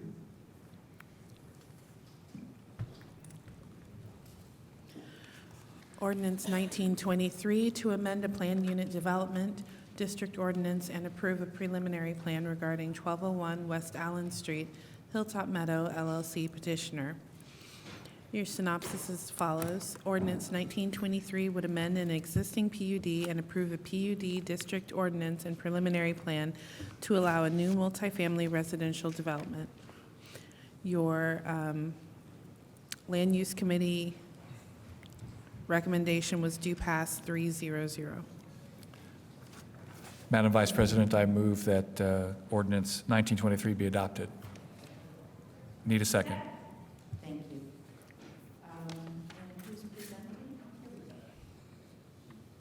Thank you.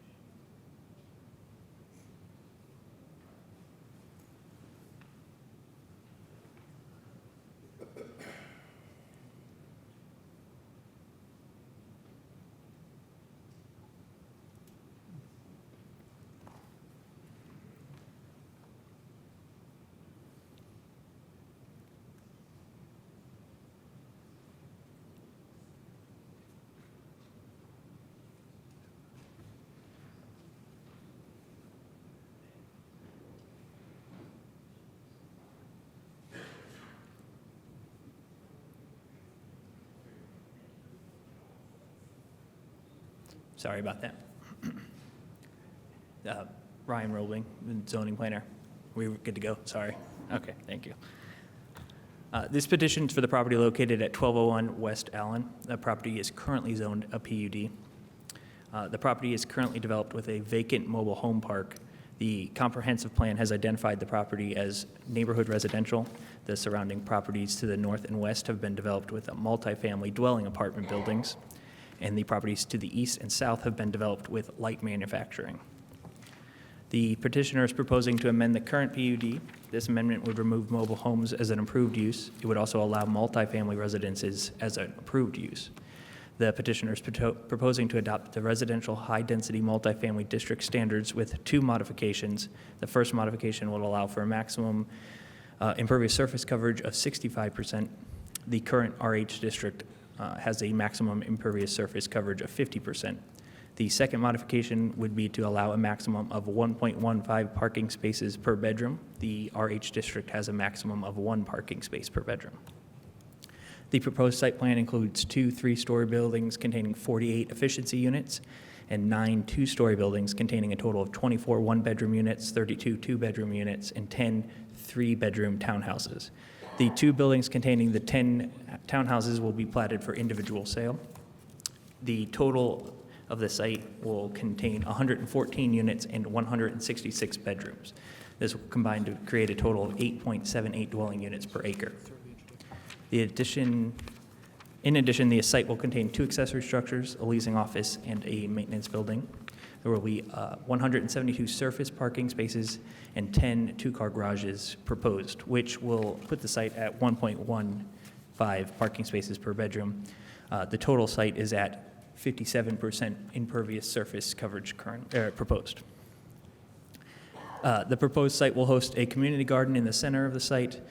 The petitioner has also identified bicycle parking spaces, shown here in red, and 2 accessory structures, a tool shed and a pergola, shown here in black. The petitioner has also secured an agreement for an easement to allow pedestrians to enter the properties to the south and west. The petitioner has proposed to build a bus shelter at a currently existing transit stop along West Allen, just north of the property. This is the proposed front elevation for the 2 3-story buildings, which will host the studio units. This is the proposed front elevation for the 2 2-story buildings, which will host 1-bedroom units. This is the proposed front elevation for the 2 2-story buildings, which will host the 2-bedroom units. And this is the proposed elevation for the 3-bedroom townhouses, which again will be platted for individual sale and will feature 2-car garage parking in the rear. The comprehensive plan has designated this as both neighborhood residential in yellow and employment center in blue.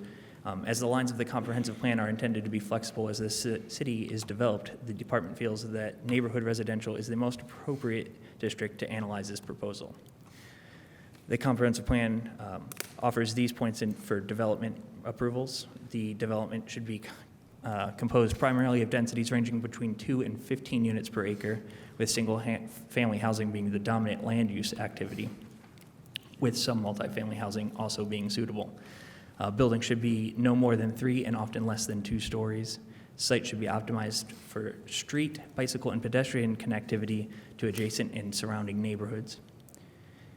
Neighborhood focal points should be created, including gateways, centers, pocket parks, and other neighborhood-serving land uses. Site should ensure appropriate linkages to neighborhood destinations are provided. Large development should be developed with traditional street grids in short blocks. And then support incentives that increase owner occupancy and affordability. The proposed PUD amendment will increase density on the property immediately surrounded by other high-density developments and local employers. The proposed 15 units per acre will also be in line with the goals of the comprehensive plan. The comprehensive plan supports the creation of the proposed community garden, as it will support the creation of urban agricultural uses in the city. While the street and parking designs do not directly meet the goals of the comprehensive plan, the department feels that this design is acceptable given the size and shape of the site as well as the surrounding uses. The proposed inclusion of affordable housing would also be a public benefit. The petitioner has worked with the city staff in order to come to an agreement which describes the workforce housing commitment and the owner-occupied housing commitment. The commitments language has been written up by city's legal counsel. The final agreement has yet to be agreed upon. The Plan Commission heard this case on September 19th meeting and voted 8-0 to send this to the Common Council with favorable recommendation with the following conditions: that the final plan approval be delegated to Planning and Transportation staff. All required bicycle parking meet Chapter 5 of the Unified Development Ordinance. The petitioner shall continue to work in a good faith effort with the city to provide permanent affordable housing options in the development. The petitioner will provide on-site recycling for residents. The vegetated buffer shall be shown on the plan and protected by orange fencing. The petitioner shall work with the department's senior environmental planner to identify fruit trees that can be used as a successful replacement for up to a maximum of 50% of the required interior trees. Prior to the issuance of the grading permit, landscaping plan shall be approved by the Planning and Transportation Department. All open spaces, including bump outs and islands, must meet UDO requirements, and the petitioner will meet with the commitment to the satisfaction of city staff that would describe both the workforce housing commitment and the owner-occupied housing commitment prior to the council hearing of the petition. Thank you. Thank you, Mr. Roebling. Would the petitioner now like to present?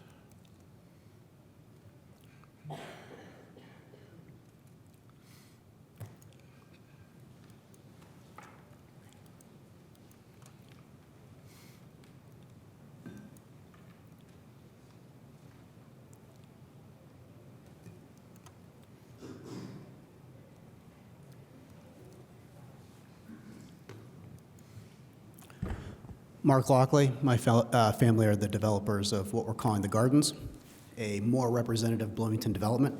The reason that I did that is that in the previous meeting, I had called it a non-student development, but also in reality, we do we do lease to students. It wasn't very clear, and I just wanted to make sure that everyone understood that. And we rent to everyone. So again, the site is a 5-acre site on the near west side on Allen Street, behind Catalent and Schulte. This is a 630,000 square foot roof, and this is approaching an 800,000 square foot roof. And Best Beers is to our east, and the site is what you see here in yellow. Patterson Drive is here, Allen crosses east-west. Another shot of the site on the looking towards the east, just to kind of show you the industrial here that's south and east, and the existing condos directly to the west, and residential high density to the north of us, and an existing development that our family owns and developed from between 1999 and 2017. So the existing aerial, and this is what we're proposing. So we have only two 3-story buildings, which have 48 efficiencies, which is 42% of the development. The middle section here are 1 and 2 bedrooms, and as planning said, we have 10 3-bedroom, 2.5 bath units here on the south side.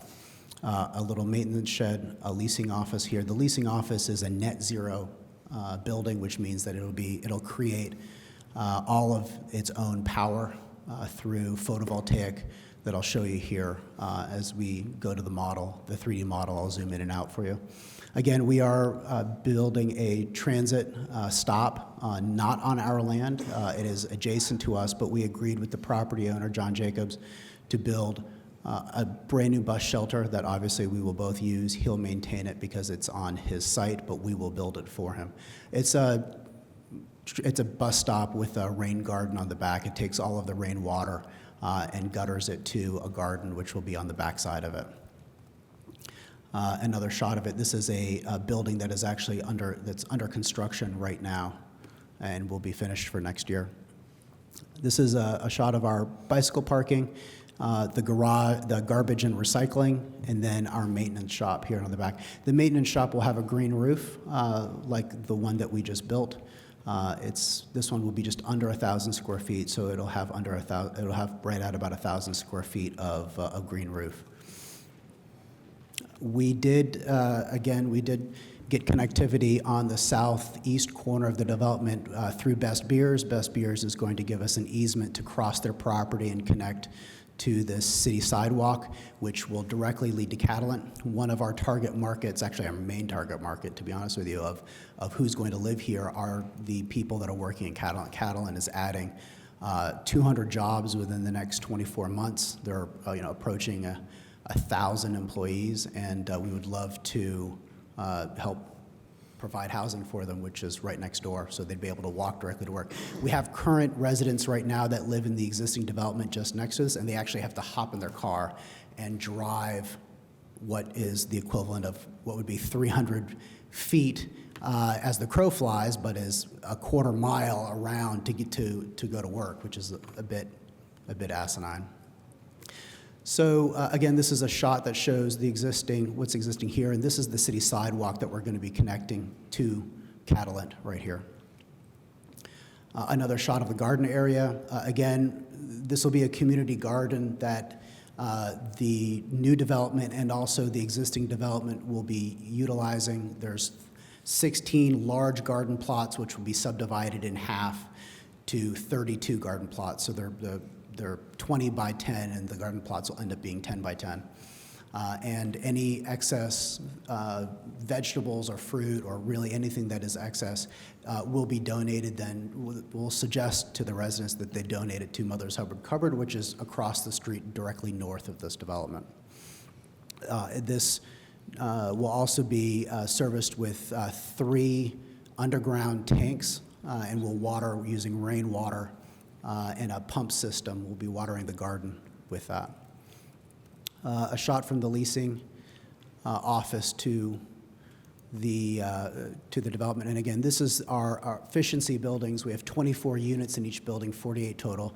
And these units range between 505 to 550 square feet. The average is about 535 square feet. And here in the leasing office, you'll see the PV that we will be installing. Like what we did in the last development, we installed a 12 kilowatt hour KVH system.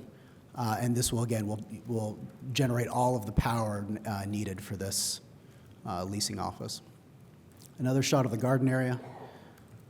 And then, again, to the numbers. So 48 efficiencies, which is 42% of the total development. 24 one-bedrooms. So already, between ones and efficiencies, you're over 63% of the total development. 32 two-bedrooms at 28%, and then 10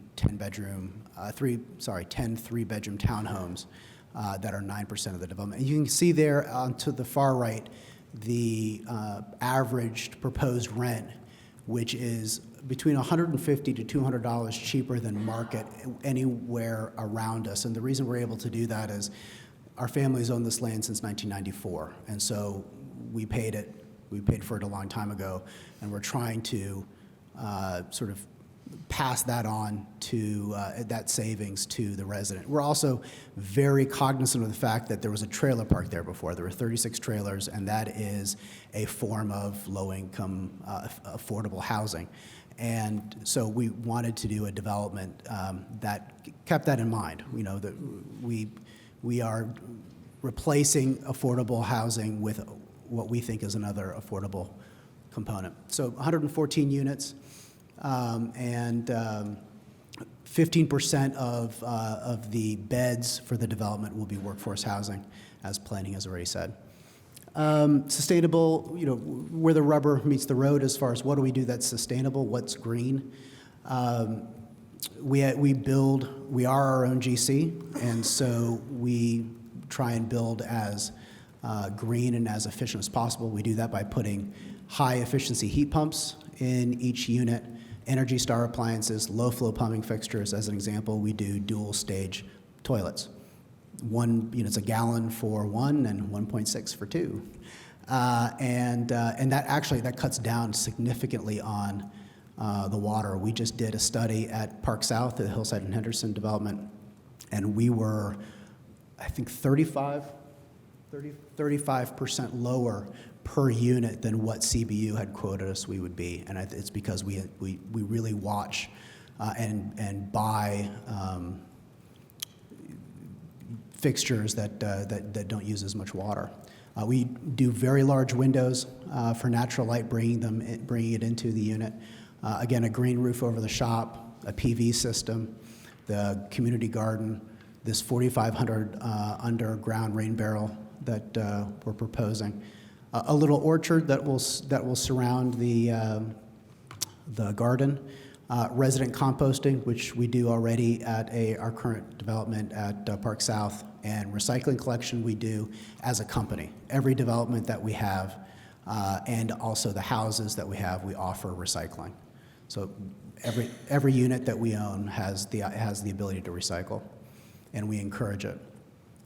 Again, we're going to do a covered a new covered bus stop, and the development is designed to dark sky design guidelines. And that's something actually that I would also urge as a side note for the new UDO. I think that's something that's very important. We're all talking about pollution. Pollution comes in many different forms, and one of them is light pollution. So we designed to this guideline. We've also, to that, we've included bat houses, and this will also include a half-mile walking, running path, and then a small workout facility in the leasing office. And then the public good. Well, there'll be, I'm not paying my way out of this problem. We are building direct units that will go for workforce housing immediately. And we think that this development is my family's best foot forward in tackling this affordable housing crisis in a small way. This development, in a real way, generates its own power, and it cleans and reuses the stormwater. We have an outdoor garden for recreation. We have an agreement with Mother's Hubbard Cupboard to donate unused produce that is generated from this community garden.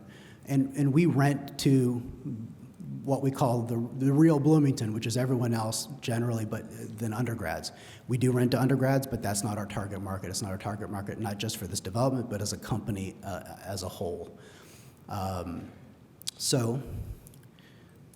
This is just a quick shot of the PV system that we installed and the monitoring system at Park South. We're going to do an identical system. So this was actually a screenshot from last month, but this one already generated 18.2 megawatt hours in the little over 1 year it had been installed.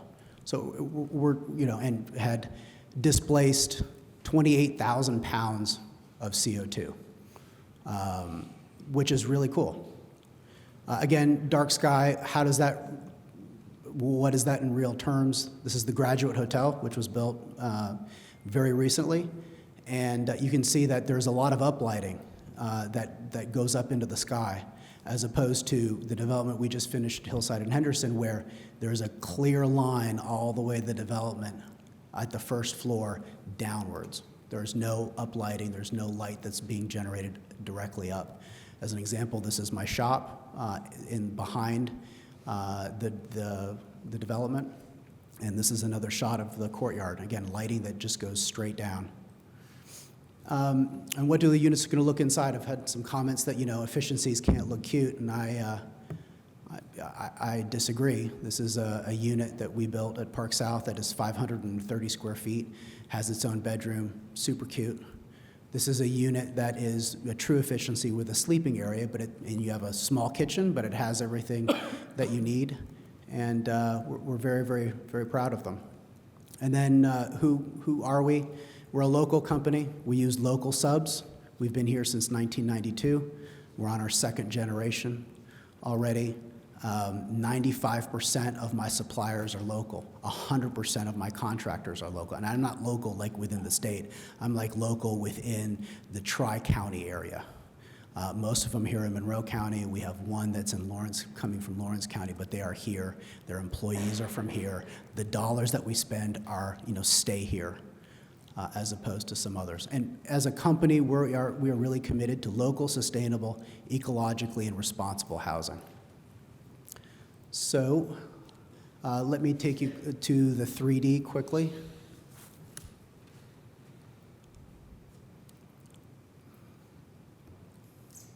So again, Best Beers to our east.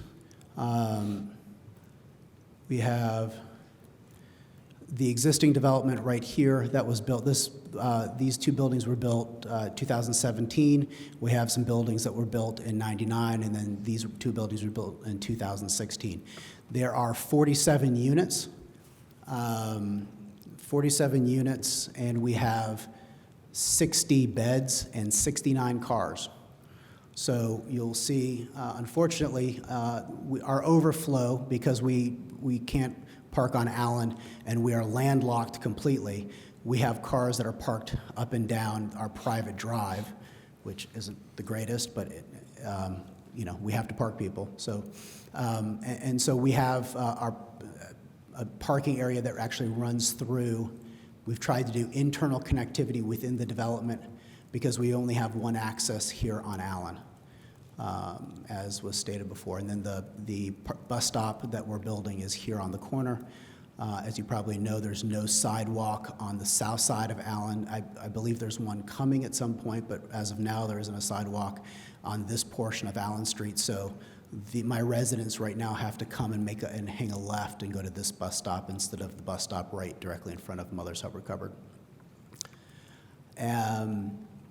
We have lots of bicycle parking. Again, covered parking here and here, uncovered parking between buildings, and in front of the garden area. And again, we have our PV system on the leasing office here, and the green roof here on the shop on the southwest corner, right here. That's really all I have, and I'd be more than happy to answer any questions. Thank you, Mr. Lockley. Before we go to questions, let's have the opportunity for Land Use Committee to add anything. There's Any not, members? not much to report. The committee voted it favorably 3-0. I think the individual members may raise their issues during questions, but mostly we found it, as the Plan Commission did, to be mostly exemplary PUD. Anything else? Okay. Before we go to questions, I think do we have an amendment that could be offered? Second. Reduce the maximum allowable impervious surface from 65% to 57%, thank you. And actually, 57% is what is reflected in the current plans that the petitioner has brought before us. But for some reason, there was an allowance for up to 65%, and I would like to eliminate that extra allowance. We're already going over what the RH district would require, which is 50%. So if we can go over 57%, I would be favorable to the proposal, but I do not want to allow 65%. I think that's excessive. So that's the amendment. All right, thank you. Mr. Lockley, would you like to comment on the? I have no problem. I agree with that. Your favor? Yes, I am. And staff? Okay, very good. Are there any questions for the amendment? Okay, we'll go to public if the public has any comments on the amendment. On the amendment to ordinance 1923. Seeing no public, we're back to council for comment or a recommendation. Call the question. Second. Question's been called and seconded on the amendment to ordinance 1923. Will the city clerk please call the roll? Councilmember Volin? Yes. Rallo? Yes. Granger? Yes. Piedmont Smith? Yes. Chopra? Yes. Ruff? Yes. Sandberg? Yes. Sturbaum? Yes. Sims? Yes. It's 9-0. That amendment is adopted 9-0. Thank you. All right, now back to the ordinance as amended. Were we on questions? Councilmember Volin, would you like to begin? Yes. Again, Mr. Lockley, I want to thank you for an excellent presentation and a very good project. You know, the issue you and I have always debated is parking. I'll have comments later, but the one question I have is if the parking ratio is very suburban in scale, 0.8 is the limit that we start describing the ratio of parking to bedrooms as suburban. If you had to reduce parking to 0.8, how much do you think you would have to lower your rent in order to get 100% rented? You know, honestly, at some point, it's not about the rental amount. It's about the reality of the residents that I rent to. You know, we have professionals that work at IU and at Catalent and at Cook and a number of them at Crane in Indianapolis, and they use cars to get to those places. Again, like I said, we have 40 in the existing development that's next to this. We have 47 units, 60 beds, 68 cars. And that is with one person, a retiree, a 93-year-old woman who doesn't have any cars in a 2-bedroom. So we have a lot of couples in 1-bedrooms that are saving for a house or not sure that they're going to be here for very long, don't want to buy a house, can't afford a 2-bedroom, who have 2 cars because that's how they get to and from work. So if they have these 2 cars and they need somewhere to park and I don't have parking, they're probably not going to rent from me. No, I understood that. And So what would I have to do to reduce rent to attract them? Honestly, I don't know. let's put it this way, if you had, I mean, we're in a housing crisis nationwide, let alone locally. Your ideal tenants, the ones that you prefer, would have cars. But if you didn't have as much parking, you couldn't offer as much parking, you would be looking at tenants who would be riding the bus in that bus stop that you're going to build. Right. And, they're going to be able to afford less. Right. Well, which also, in the new transit schedule, my buses are going to be actually cut off on Saturday and Sunday at 6 o'clock, which is the perfect time for my residents to be going out, having a meal, enjoying an IU game, a show, a concert, and so that it puts me at an even a greater disadvantage while I'm marketing to these people to say, hey, listen, while you're not working and you're on a weekend, you're not going to be able to use public transportation, and I don't have parking for you. Thank you. Yeah. Councilmember Granger. Thank you. The Plan Commission, I believe, asked for commitment to affordable housing, or you seem to have a commitment to workforce housing. I'm just wondering if there's any movement on that. Have you? We are in agreement on 99% of everything. There is one sentence in Chapter 7. It's the last sentence that forces me, these 10 condos, we have the intention of putting them up for sale and this is the last phase of the development when it's done in 4 or 5 years. And I have been very sort of steadfast in the way that I've presented it, that is our intention to sell, but if not, we will lease those. It all depends on what the market is doing at the time. So today, we would put them up for sale. Obviously, if this is a 2008 scenario all over again, I'm going to want to lease those until the market improves to be able to sell it. And right now, the language reads that I'm forced to put them up for sale regardless of market conditions.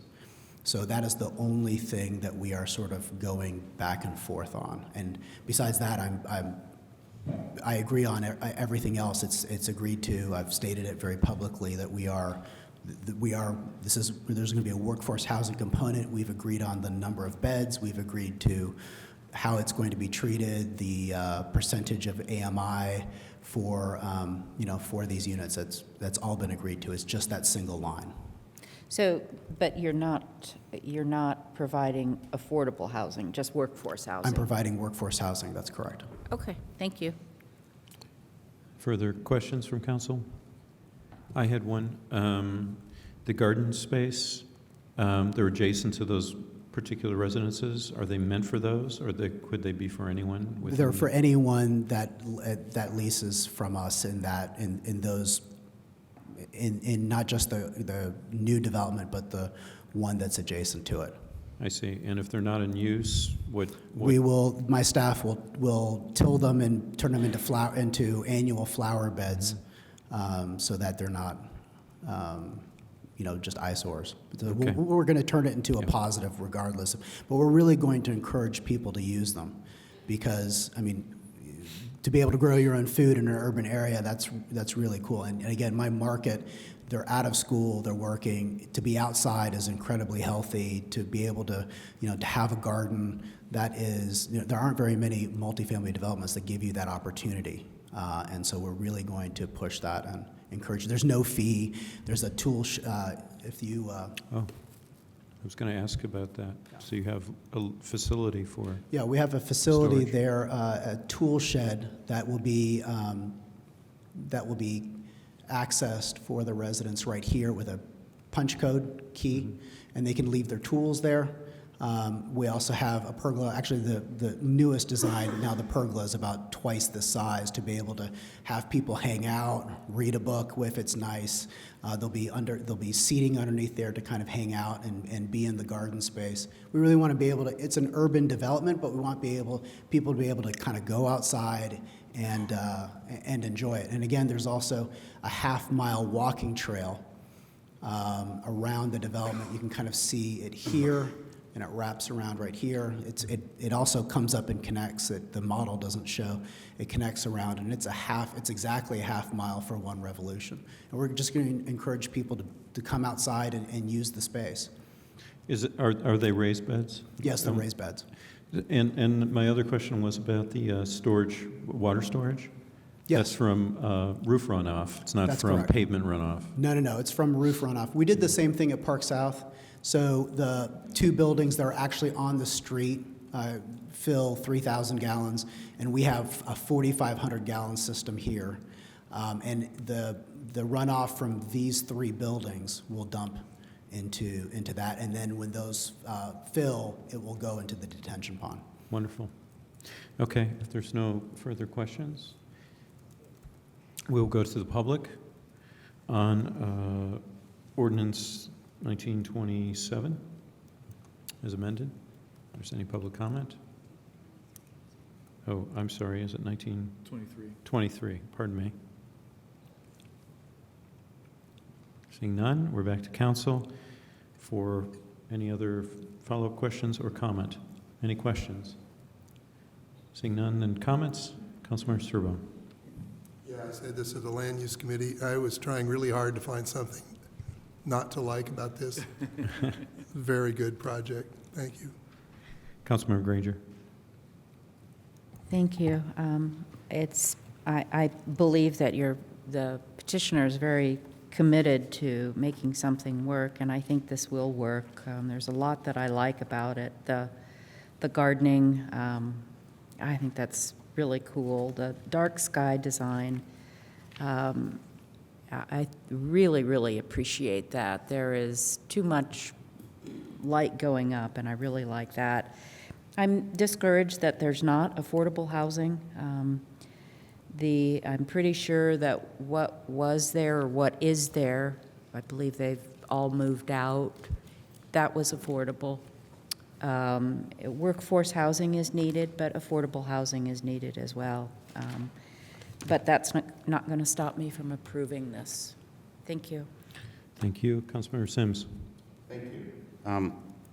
Unlike my colleague, I tend to look for everything I can to like. And there is a lot to like in this project. I do share some of the concerns. With our housing needs, affordable housing is definitely a need. But I think from a reality standpoint, I also understand that not every one of the projects will be able to contain that, but still add to our housing inventory. I am impressed, and correct me if I'm wrong here, I think you said compared to market rate, all the rents will be about $150 a month less than the market rate, which isn't quite affordable, but I still think that's very attractive as well, and including with the workforce housing. So I can support this. Maybe at some point we can work on a more robust transit system that we could help some other things. And I appreciate your attitude dealing with our traffic concerns as well. The reality versus where we're headed in the future, sometimes they seem to be in conflict. So thank you for that. I can support this. Thank you. Councilmember Sandberg. I've been supportive of this project since it first came across the Plan Commission's purview. I appreciate the thoughtfulness of the petitioner and how you develop with your clients in need. You know your client, you know your market. With respect to affordable housing, yes, we need affordable housing in this community, but as someone who's now serving on our Housing Technical Committee, I was just at a meeting today, with our growth projections, we need housing period. We are woefully behind in keeping up with the kind of housing stock that people who do work in this area, the Catalent and people who are in need of that type of housing, it's going to fill a real niche all across the board. And the more we expand our ability to encourage and incentivize building in general, the quicker we're going to get to affordable. So for many reasons that have already been mentioned, this is a good project. I completely and wholeheartedly support it. Thank you. Very good. Any other comment? Councilmember Chopra. Yes, like my other council members said, there's a lot to like about this project. I say this every time they come to the council because I just think it's so important. This group rented to me as a young woman business owner who unfortunately wasn't always treated with respect when I was looking for a place to rent my business. And I will tell you that these folks were so respectful to me and so good to me that it will forever leave a mark on me. So perhaps you'll come someday with a total crap project and I'll be like, they're wonderful, and I won't even notice. But I just want to let you know that more than just, because sometimes all these great things just sound like a sell, like, oh, they're doing it because they want to get approval. It's not true. They really care about our community, and they care about the people that they work with, both as their commercial and their residential tenants. So thank you. Look forward to voting yes. Further comment? Councilmember Piedmont Smith. Yeah, I like a lot of aspects of this project, and I will be voting yes. It is infill development, so it's an appropriate place for higher density. I think it's adjacent to multifamily housing, so I think the location is appropriate. It is very close to a bus stop, to 2 bus stops, and one of them will be getting a new shelter, which is great. A covered shelter, which is they don't have now. I really like the pedestrian connection. As Mr. Loughly said, it's ridiculous that somebody who lives so close to Catalent would have to get in a car to go there to work. So this pedestrian connection is very important. The net zero leasing office is wonderful. I think it's great to have these examples in our community of how we can have efficient, not just energy efficient, but self-sustaining buildings. Hopefully we can do that on a larger scale eventually, but this is a good aspect of the project as well. There are a lot of sustainable development features that I like. The workforce housing component, I think, is a public benefit. Of course, we'd love to see affordable housing rather than workforce housing, so even lower rents, but people have to make the financials work as well. And finally, I like the fact that it is a local developer. This is a family that's been here a long time. Until recently, Mr. Loughly lived right next door to this development. So they're here to stay. They care about our community. Just as a footnote, a couple things that I wish were different about the project, but I understand that they're probably not feasible. It does bother me somewhat to see a higher percentage of impervious surface than is used in the template zoning district, so to speak, the RH district, 50%. Here we have 57%. And that's related to the parking. Whenever I see a parking ratio that's higher than 1 space per bedroom, that bothers me because that shows that we're really not trying to incentivize other transportation methods. But it kind of goes forward into the future as a package, so we need to get that higher density of people living in that area to make it feasible to have the bus stop more than once an hour, for example, to create those bicycle routes, to eventually, hopefully, not need as much parking. But from what Mr. Loughly said, right next door, they have 60 bedrooms, 69 cars. So we're not there yet, and I don't want to put him on the chopping block as saying, you're the one who has to change everybody's habits. But in the future, I hope to see a reduction in parking. But going back to all the positives, I think it is a good project, and I'll be voting in favor. Thank you. Other comment? Councilmember Volman. Yeah, everything about this project is great, as is typical for a Lockley project. The short history of the Land Use Committee has seen many ambivalent votes, 1-1, 0-3-1. We forwarded negative recommendations to the full council before. For it to pass unanimously says something about the bona fides of this developer. My colleagues have already commented on many of the positive features of the project. Literally every developer should be required to present their project in 3D, as Mr. Lockley does through SketchUp. The only glaring problem for me is the parking. It's awful to me. The one thing missing from the project is, from the views in SketchUp, is the parking lot full of all the cars that will supposedly be there, so we can see what it looks like with cars. This aspect of the project, simply put, is not sustainable because it does nothing to discourage cars and individual vehicle miles traveled. If Catalent workers are a target market and they can't walk 300 feet and they have to drive a quarter mile to work, I mean, that's just pathetic to me. I'm sure there's going to be some Catalent workers who say, I don't need parking because, you know, I'm going to walk to work or ride my bike for the few things I need that are not near work. A lot of the commendable sustainability aspects of this project are negated by the sheer suburban amount of parking we're looking at here.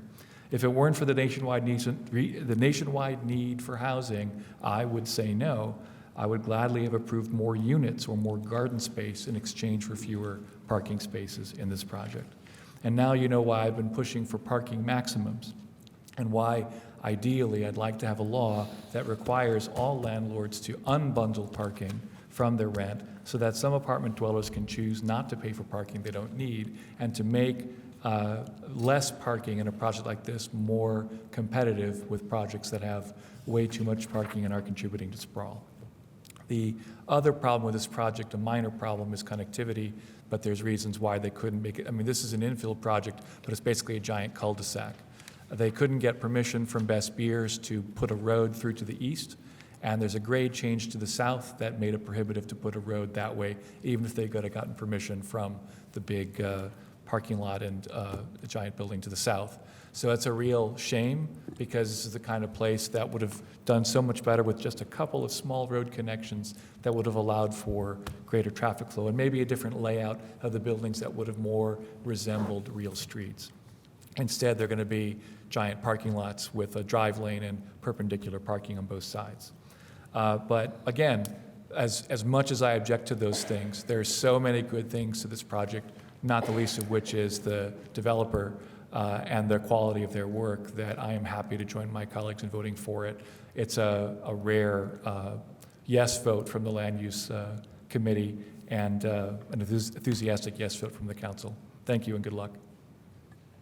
If there's no other comment, I'll make mine. I think it's a wonderful package. I like to see proposals, petitions that raise the bar, that set expectations for future PUDs, and this is one of them. I think it's superb. I won't go into all the details. A little footnote, I saw there were places for shrubs. I think fruiting shrubs would be wonderful. You're probably already thinking about that. I also like the awareness of light pollution. I think I was aware of the Graduate as well, and I think it sets a terrible example. And by the way, it also sets a terrible example with green roofs. I understand it has an AstroTurf roof, the Graduate. Note to planning and transportation. The Graduate Hotel. So I think it's a wonderful package. I think that it really raises that bar, and I like to see that. So with that, is there a recommendation? Call the question. Second. Okay, the question's been called and seconded on ordinance 1923 as amended. Will the clerk please call the roll? Councilmember Rallo? Yes. Granger? Yes. Piedmont Smith? Yes. Chopra? Yes. Ruff? Yes. Sandberg? Yes. Sturbaum? Yes. Sims? Yes. Volin? Yes. Ordinance 1923 as amended is adopted 9-0. Thank you very much, and good luck. Mr. President, I move resolution, sorry, is it a resolution or an ordinance? Resolution. It says resolution ordinance 1918, which is it? The corrected agenda says resolution. Thank you. Okay, resolution 1918 be introduced and read by title and synopsis only. It's been moved and seconded that resolution 1918 be introduced and read by the clerk by title and synopsis only. All in favor say aye. Aye. Any opposed? Will the clerk please read? Resolution 1918 to approve and authorize the execution of a collective bargaining agreement between the City of Bloomington and the Fraternal Order of Police, Don Owens Memorial Lodge 88. The synopsis is as follows. This resolution approves and authorizes the execution of a 4-year collective bargaining agreement between the City of Bloomington and the Fraternal Order of Police, Don Owens Memorial Lodge 88. Thank you. Mr. President, I move that Resolution 1918 be adopted. Thank you. Mr. Rooker? Council members, Michael Rooker, City Attorney for the City of Bloomington.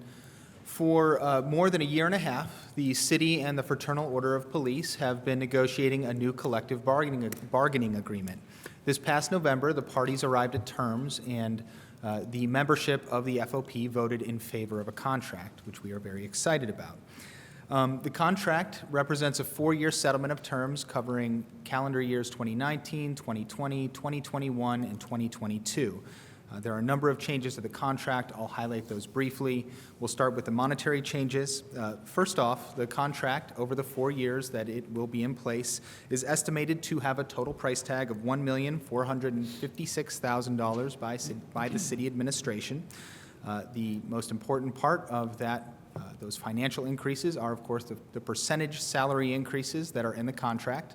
Those percentage salary increases are as follows. For calendar year 2019, it's a 2% increase. For 2020, 2.65%. For 2021, 2.8%. And for 2022, 2.9%. Now, 2019 is particularly complicated because, of course, we're already into December, and so that will simply be a symbolic increase that will be reflected in the numbers in the agreement, but it would create a great deal of administrative problems to retroactively pay that to members. So in lieu of that being reflected in paychecks during calendar year 2019, the members are going to be paid a $1,000 one-time bonus in the final paycheck in December. So, however, when salary increases are computed for 2020, they'll be computed against a number that reflects that 2% increase. Just summarizing quickly, a couple of the other monetary changes to the contract. There is an increase in longevity pay for the members from $100 per year of service in the police department to $125, so that's a 25% increase in longevity pay. The scheme for specialty pay has also been changed, so that in previous contract, there were 2 specialty assignment pays. There was Category 1 and Category 2. Category 2 covered only 2 specialties. Those specialties were detectives and field training officers.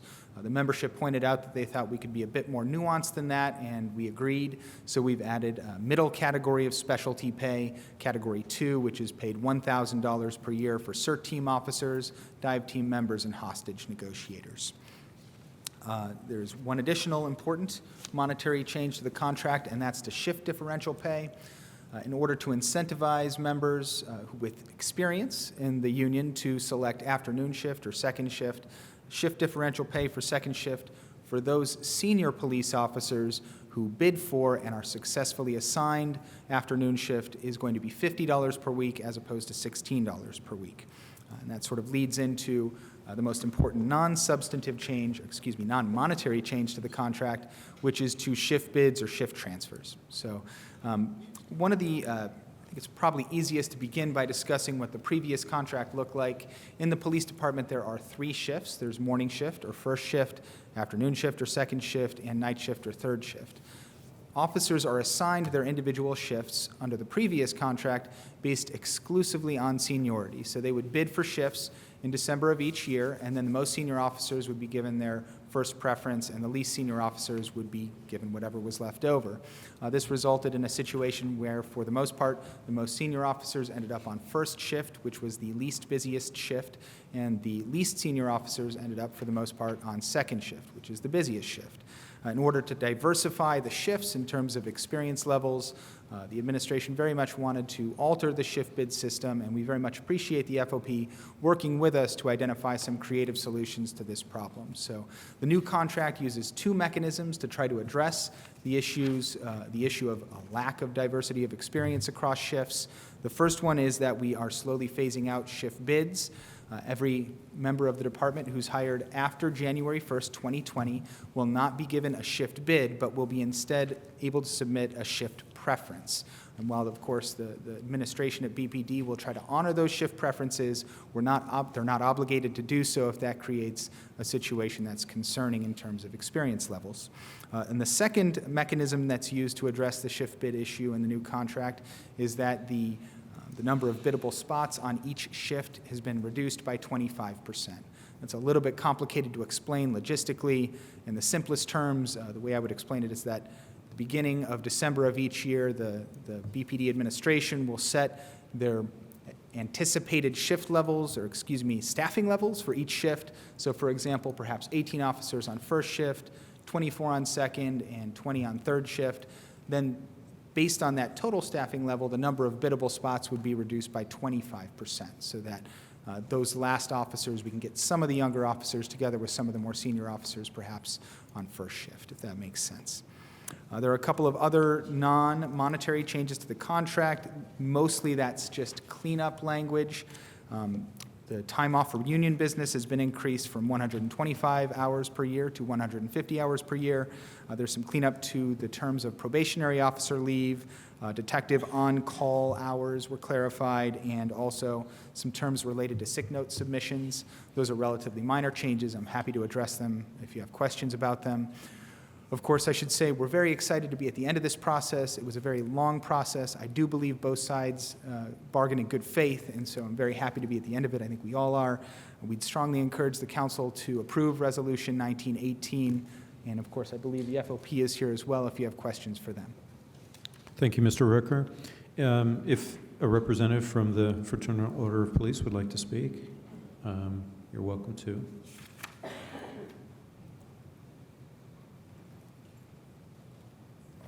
Good evening. Paul Post, President, Fraternal Order Police Lodge 88. We would also agree with Mr. Rooker's assessment that we are very happy this process is over. This has been a very long process over the last 2 years. We have agreed to accept this. I would be remiss if I told you that the members were happy about it. Most of them have decided that this is a self-preservation vote. We understood that if we go into next year, we would face a very different picture as to where benefits lie. So we have agreed to the terms of this proposal. Obviously, this has been a very long process and everyone wants it to be over, but they're not very happy about it. The shift bidding specifically is the area that most members are upset about.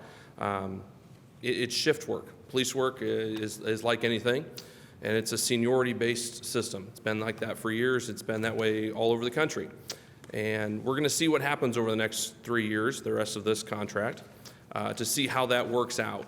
We have some concerns about whether it will actually help the issue on second shift, which to us is not as big of an issue, I guess, as it is to the administration. So we'll see.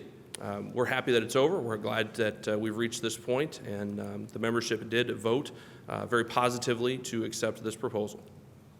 Thank you, Mr. Post. Are there questions from council for either Mr. Rooker or Mr. Post?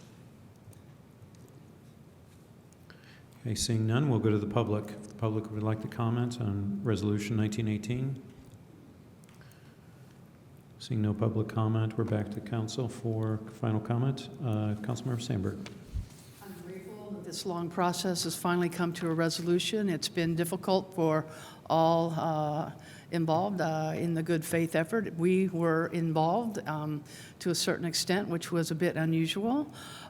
We do want to let the BPD know, as well as our staff, we are very well aware of the issues that were raised as people were coming before us with respect to shortages in policing and the kinds of conditions that are making it harder and harder to recruit and to maintain levels of the professionalism that we all want and we all deserve in this community. And so in order to get that, we are going to have to look at staffing levels. We're going to have to look at ways that we can make sure that we have a satisfied police force that serves us well. I know they do anyway.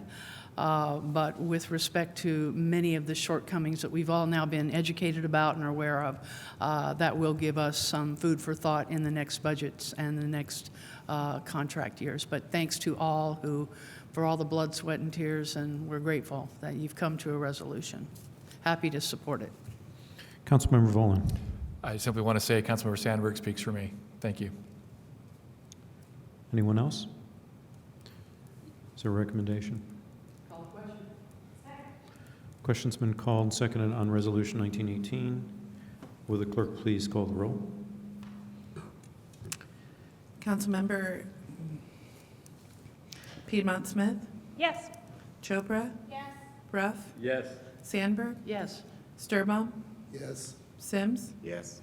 Bolin, Yes. Rallo. Yes. Thank you. Thank you. Resolution 1918 is adopted 8-0. Mr. President, I move that ordinance 1920 be introduced and read by title and synopsis only. Is there a second?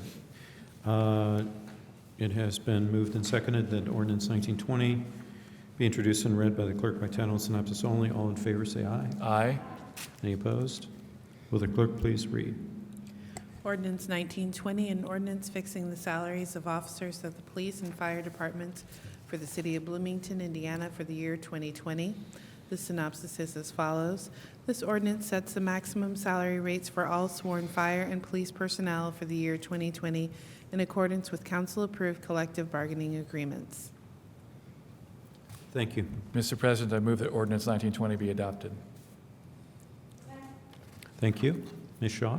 Good Welcome. evening, council members. My name is Caroline Shaw. Oh.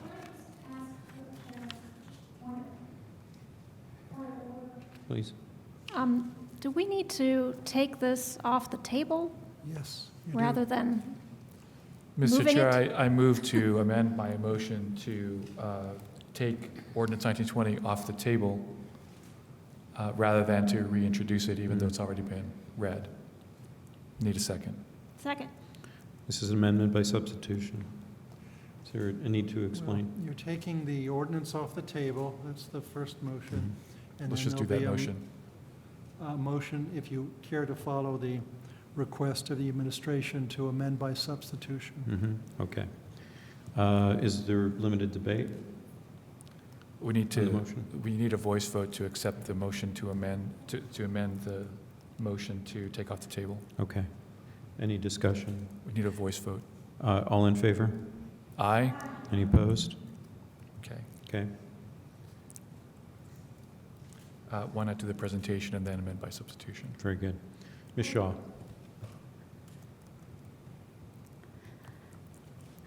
Good evening, council members. My name is Caroline Shaw, HR Director. Substitution Ordinance 1920, which was recently tabled by you back in September, is replaced in this updated ordinance. And this ordinance is only changing things that reflect the contract that was just ratified by you. Thank you. And I will review those details with you. The salaries of Officer First Class will increase to $55,405 in 2020, and the Senior Police Officer's salary will increase to $58,114. Those increases are reflected in what Mr. Rooker just discussed, a 2% increase in 2019, and for 2019, a 2.65% increase for 2020. Longevity pay has increased by 25%, going from $100 to $125, and then specialty pay has been reorganized into 3 categories instead of 2. And officers have the opportunity to earn additional $500, $1,000, and $1,600 annually for those specialty pays. Previously, it was $500 or $1,400. And senior police officers will choose the afternoon shift if they choose the afternoon shift as their first or second choice, they will get an additional $50 per week. And finally, the contractual overtime rate increases from $35 to $36 per hour. Your approval of substitution ordinance 1920 is requested, and I'm happy to take any questions at this time. Thank you, Ms. Shaw. Are there questions?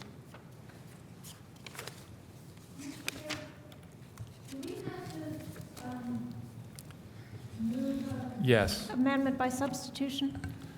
Yes. Mr. President, I move amendment by substitution of ordinance 1920.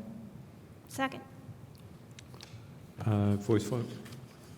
Can I No, just, it's just a motion and a second. Yes. I just wanted to clarify for anybody who may be watching that we did discuss this ordinance before the police contract was finalized, and we decided to table it because we wanted to find out the results of that contract.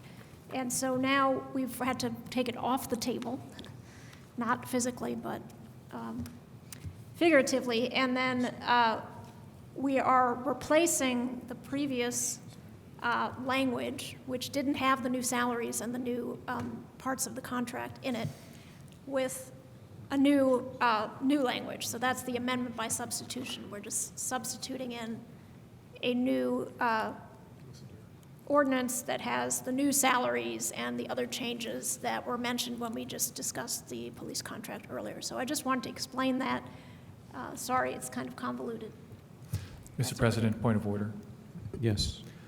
Since we are replacing the entirety of the text of the old amendment, effectively question and answer on the amendment by substitution is tantamount to asking questions on the ordinance as a whole.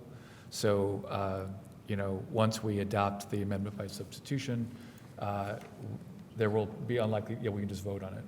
So everyone should take it into account accordingly. Anyway, the amendment by substitution is on the table. It's 6 pages that is nearly identical to the original ordinance, except that the numbers have been updated based on the police contract.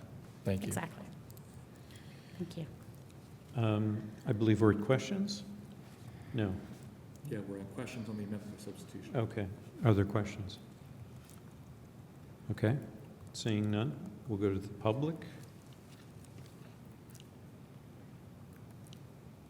Seeing no public comment, we're back to council.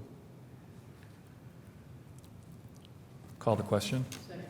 Question's been called on ordinance 1920. Will the clerk please call the roll? Yes. Councilmember Chopra? Yes. Ruff? Yes. Sandberg? Yes. Sturbaum? Yes. Sims? Yes. Bolin? Yes. Rallo? Yes. And Piedmont Smith? Yes. 8-0. Thank you. Ordinance 1920 is adopted 8-0. Mr. Chair, I call the question on the, No, you're fine, go ahead. I call the question on amendment, or ordinance 1920 as amended. I need a second. Thank you. I thought we just disposed of it. No, what we did was he adopted the amendment by substitution. Now we have to adopt the ordinance as amended. All right, so now we can go to further questions? None? Public comment? Seeing none, back to council. Call the question. Question's been called. This is on ordinance 1920. Is that correct? Yes, as amended. As amended. Will the clerk please call the roll? Councilmember Ruff? Yes. Sandberg? Yes. Sturbaum? Yes. Sims? Yes. Bolin? Yes. Rallo? Yes. Piedmont Smith? Yes. Chopra? Thank you. Ordinance 1920 as amended is adopted 8-0. 8-0. Thank you. Mr. President, I move that ordinance 1927 be introduced and read by title and synopsis only. It's been moved and seconded that ordinance 1927 be introduced and read by the clerk by title and synopsis only. All in favor say aye. Aye. Mr. Sherman. Actually, if you follow the memo, this is where you are doing two things. You're introducing this ordinance that was just introduced tonight, and then you're going to consider it for adoption on the same meeting and the same night it's introduced. This will require unanimous consent of all of you. If one of you says no, then this matter will be picked up at your committee of the whole meeting later this evening. So this is, again, one of these two-step processes. The first is unanimous consent to take it up on the night you're going to introduce it. And the second one would come about if you choose to take that path and it's down to your vote. In that case, it would take 2/3 of you to support the adoption for it to pass. So Thank you. I call for a roll call vote on the motion to introduce. Will the clerk please call the roll on the motion to introduce? Yes. Councilmember Sandberg. Yes. Sturbaum. Yes. Sims. Yes. Bolin. Yes. Rallo. Yes. Piedmont Smith. Yes. Chopra. Yes. Ruff. Yes. All right, that is 8-0. 8-0. Unanimous. Mhm. Will the clerk please read? Clerk has to read it. Will the clerk please read?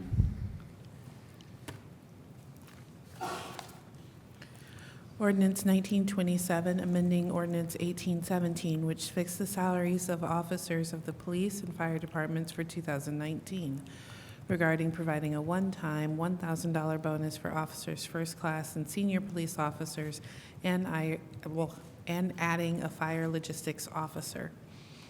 The synopsis is as follows. This ordinance amends Ordinance 1817, which fixed the salaries of officers in the police and fire departments for the year 2019. These changes add a logistics officer to the fire department administration table and provide a one-time bonus payment to all senior police officers and officers first class who were employed during 2019. Thank you. Mr. President, I move that ordinance 1927 be adopted. Ms. Shaw? Thank you, everyone. As the clerk just said, this ordinance modifies an existing public safety ordinance with two changes. One is the first to pay the $1,000 one-time bonus that we agreed upon with the FOP negotiation and the contract you just ratified. And the second is a housekeeping issue that I've been holding on to, waiting for this moment.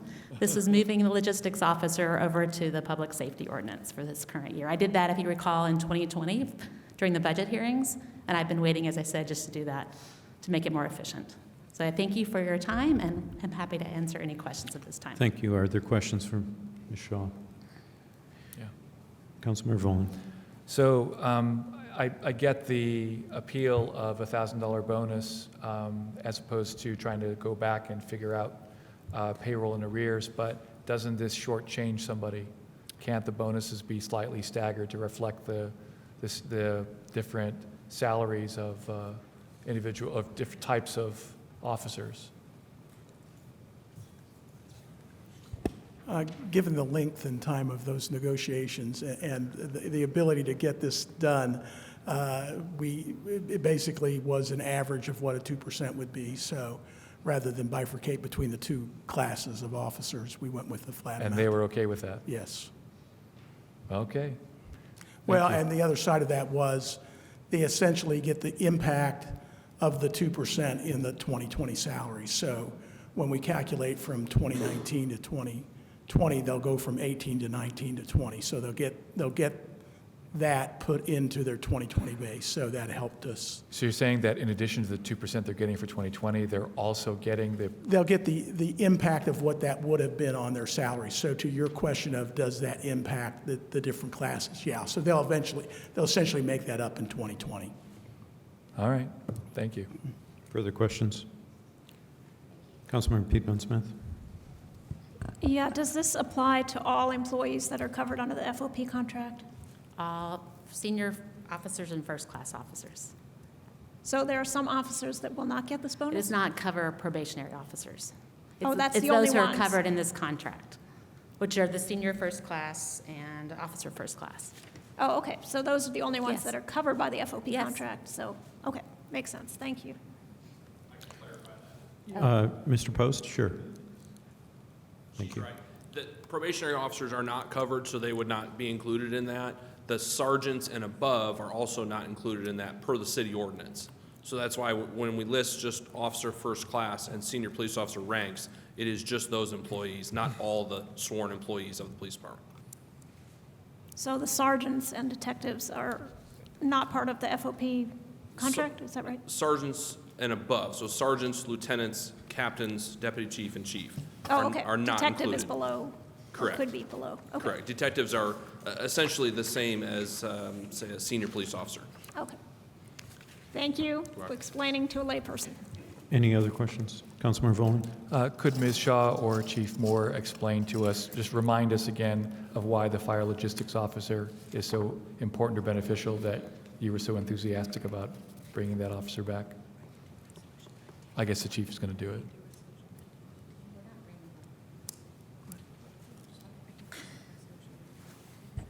Good evening, Jason Moore, Fire Chief. I just want to remind you that this was one of the approved positions that went through the committee. When we agreed in our contract to buy 2 sets of gear, maintain close to $600,000 worth of inventory for that and everything else, it was really important to find someone to manage these programs and make sure that we were not only looking after it, maintaining it, keeping it in good shape, but also all of the other equipment that you have been so gracious to provide to us. And then this is a housekeeping item. It was just placed in the wrong ordinance, and this is now correcting that so that we could get this vital part of our department fully vetted and legal and moving forward. Very good. Thank you so much. Thank you. Other questions? Councilmember Sims. Chief Moore? Yes. Well, you can think about it while you come out. I just want to know, and I understand what we've talked about that, but does that position sometimes will they be fighting fires? Or is their job simply to take care of the inventory, and will this be a firefighting position, I guess is what I'm saying? So basically what happens within our department is everyone is tied to that 20-year retirement. So we couldn't just pull them out and then put them in a civilian job without them losing the retirement. And that's the big difference between the civil side and the public safety side. This individual is fire rated, fire capable, but will not have primary duties of going into a fire. They will respond to a fire, and part of our cancer prevention protocols is to change that gear out for all the dirty gear and contaminated gear. So they do have some fire-related duties, but they will not primarily be going inside burning buildings at this point. So it's a civil position? No. No, we only have three position. civilian positions in our Gotcha, department, and that is not one of them. Gotcha. Thank you. Okay, thank you. Any remaining questions? Seeing none, we'll go to the public. The public would like to comment on ordinance 1927. Okay, back to council for final comment. Point of order, this requires a 2/3 vote, which means 6 votes out of the 8 remaining, because it's 6 out of 9. It requires 6 no matter what. Right. Thank you. Okay. Call the question? Question's been called and seconded on ordinance 1927. Will the clerk please call the roll? Councilmember Sturbaum? Yes. Sims? Yes. Volin? Yes. Rallo? Yes.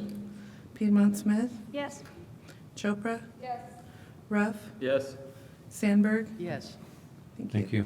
Ordinance 1927 is adopted 8-0. Thank you all. Mr. President, I move that Resolution 1919 be introduced and read by title and synopsis only. I need a second. It has been moved and seconded that Resolution 1919 be introduced and read by the clerk by title and synopsis only. All in favor say aye. Aye. Any opposed? Will the clerk please read? Resolution 1919 to affirm a request from the Common Council for the Food and Beverage Tax Advisory Commission to make a recommendation for expenditure of food and beverage tax revenues towards Phase 2 of the Convention Center Expansion Project. The synopsis is as follows. This resolution affirms and clarifies the request of the Common Council for the Food and Beverage Tax Advisory Commission to recommend expenditure of food and beverage tax revenues toward Phase 2 of the design process for the Convention Center Expansion Project. Thank you. Mr. President, I move that Resolution 1919 be adopted. Okay. Me. It's my resolution. You want me to present? Councilmember Volin, sure. Why Thank don't you. present? I am the sponsor of this resolution. It is based on yesterday's meeting, so it is a very, very fresh, new resolution. At yesterday's meeting of the Food and Beverage Tax Advisory Commission, there was, we're continuing to try to negotiate an understanding between city and county in order to get the convention center created. And one of the disputes was between the city and county legal offices over specifically the procedure for the handling the request to the administration to appropriate money to pay for the design of the convention center, which is in the millions of dollars.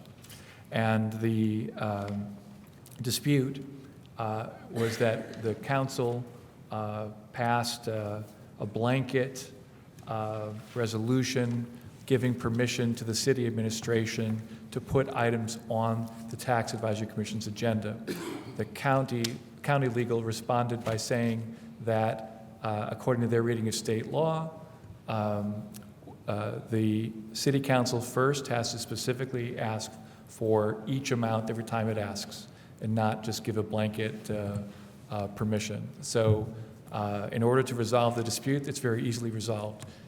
This resolution specifically asks for the money necessary for design fees, specifically for architectural fees for the convention center. The administration has presented the cost of the convention center and the parking garage at $59 million.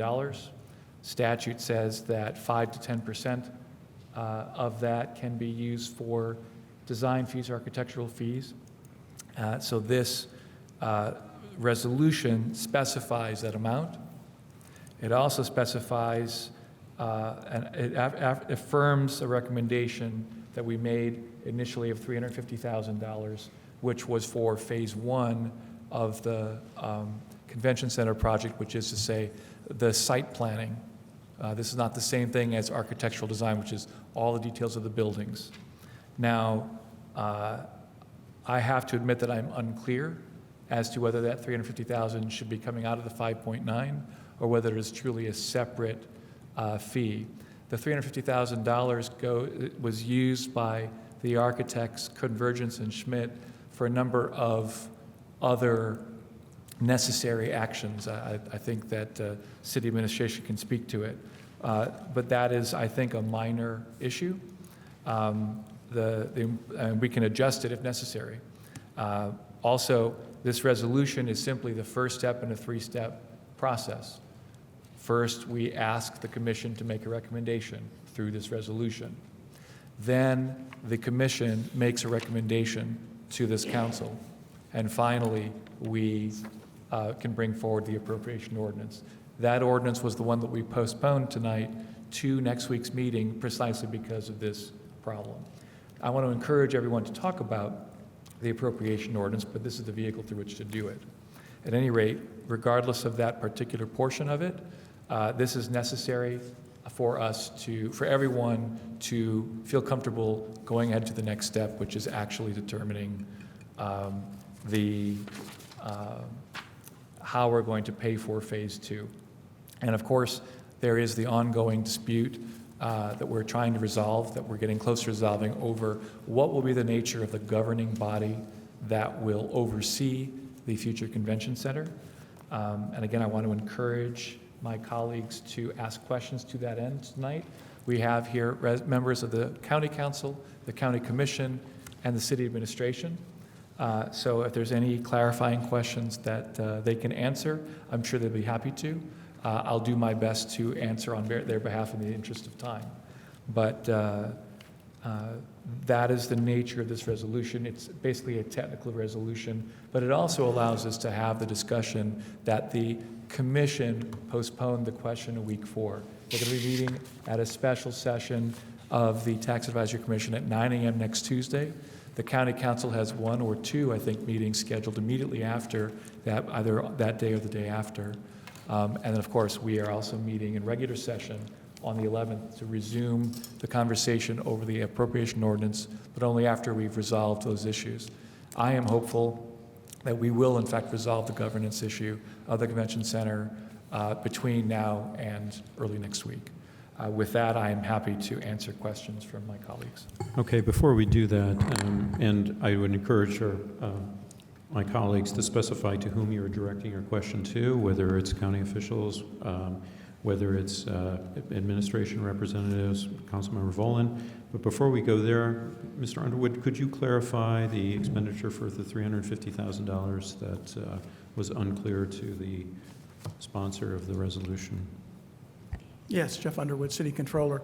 As you remember, earlier this year, you approved an additional appropriation of $350,000. That was for the initial design and work that was done in the charrettes for looking at the site and the possible size of the expanded convention center. And that money was, I'm sorry. Please go ahead. So that money has been expended with Schmidt and Convergence. And then moving forward, the new estimated cost of both the expansion of the convention center and a related parking facility is $59 million. We believe that the fees will be somewhere between 5% and 10%, so 10% is $5.9 million. Is it reasonable or unreasonable to ask why the 350 isn't considered part of the total 10% that will be spent in fees? Because that was all preliminary work that looked at site logistics, the site and the sizing. Are there any architectural fees in these Phase 1 dollars? Yes, the 350 went to Convergence and Schmidt to look at the sites and look at the size of the building. So all of it was very preliminary, basically looking at square footage and possible sites. Well, maybe then I should ask exactly what does the state mean by 5 to 10% of the project can be design and architecture fees? I mean, because this 350 puts us over the 10%. It sounds like architecture fees. This is the part that's been confusing. Well, a lot It's of that small was, part. the 350 was before, they didn't have a site or size to design, so we couldn't go directly into the design of the facility. So this was all very preliminary work. Typically, you would go directly into a design once you know the site and the size. So this had a lot of the public outreach dollars in it as well. Now, obviously, they would build off of the work, but it's all very preliminary, so this is going to get into the final design. Ms. Guthrie might be able to clarify, too. Philippa Guthrie, Corporation Counsel. It's not a state requirement or a state code issue. The 5 to 10% is an estimate from the architects as to their fees. That's how So there's architects no requirement here. No, that's how architects tell you how much they're going to charge you. It's usually a percentage of the total cost of the construction of the project. So there's no state concern about how much we spend to design the project? Not that I know of. Have you ever had a project where the actual full 10% was used in the design of any building?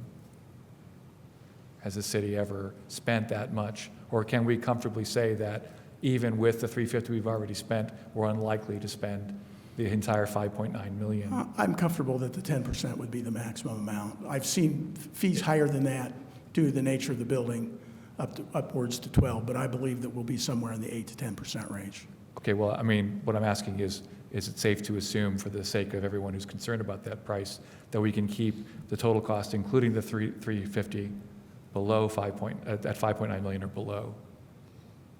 Isn't it likely that we won't spend every last dollar of the $5.9 million? I'm certainly hopeful. I usually negotiate that very well. Okay, thank you very much. You have a point of order? Yes, please. Now, we're discussing Resolution 1919, correct, tonight? And that's what we'll be voting on. I'd like to make a request that we restrain our questions and comments specifically to that, despite Councilmember Volin's idea to the contrary. It's 9:35 in the evening. Rather than the appropriation ordinance, which will follow, in other words, which you indicated was a topic that we might address. But I can't help but think that there are going to be some discussion about that, but we could try to limit that. I believe you're correct. We should focus on the resolution and Exhibit A of the resolution. So other questions? Who would like to begin? There are no questions? Really? Really? Okay, we can come back to questions because maybe some public comment will elicit questions. So let's go to public comment on Resolution 1919.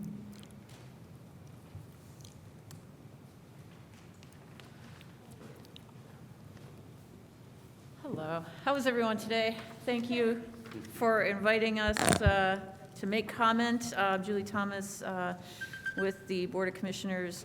We have Lee Jones and Penny Githens with me. We just have a couple. Sorry, Ms. of- Thomas, could you state your name, too?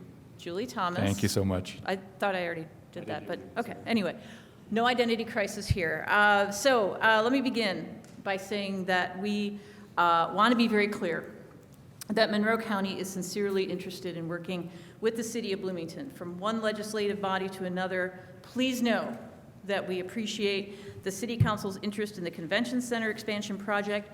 You are both important and necessary to this project. Over the last 30 years, Monroe County has created a building corporation, built and maintained a successful convention center. In fact, the success means we want to enlarge it. Monroe County has also purchased land surrounding the center in preparation for this very expansion.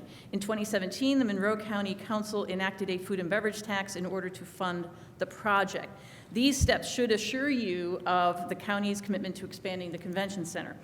The County Council passed the food and beverage tax in order for the city and county to work together on the project. It was not passed for one party to move forward unilaterally without the other.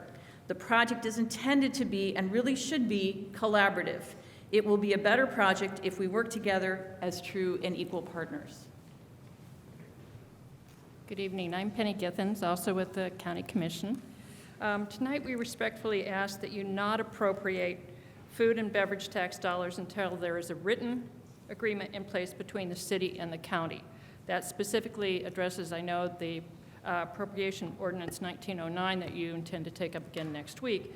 But we want to make sure that you understand that we want to, we're asking you to please make any appropriation contingent upon the city and county executives negotiating and signing all contracts if we do not have some kind of ordinance in place between us that sets up a governing body.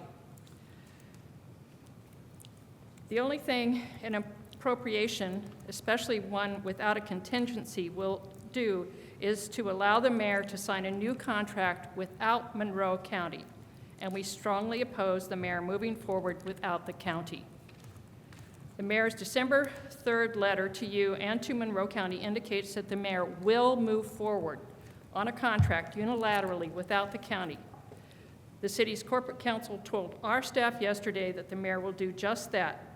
Please stop that from happening tonight by denying funding which would support a unilateral contract. Requiring both the city and the county to negotiate and sign contracts shows your commitment to a true and equal partnership.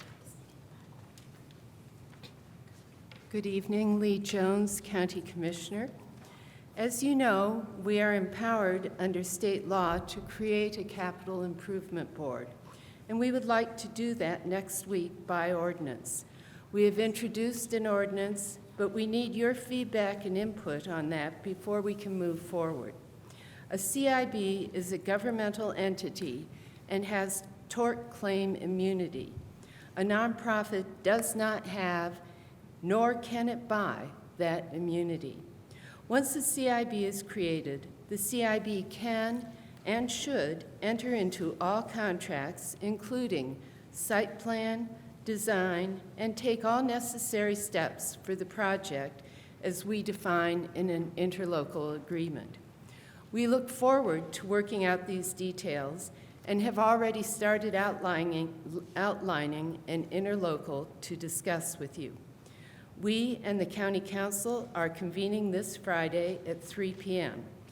If you wish to share your thoughts, please do so prior to noon. Friday. Of course, this is a public meeting and you would be free to join us. We value your support and the commitment you have publicly made for equal and true collaboration between the city and the county. Thank you. Thank you for your comments.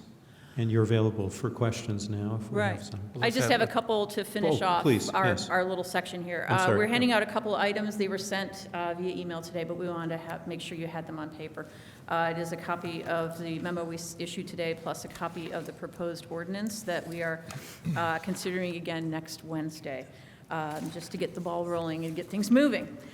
So what we're asking for is to please wait for a CIB. Are you willing to wait until there is a CIB, Capital Improvement Board structure in place before you move forward with funding?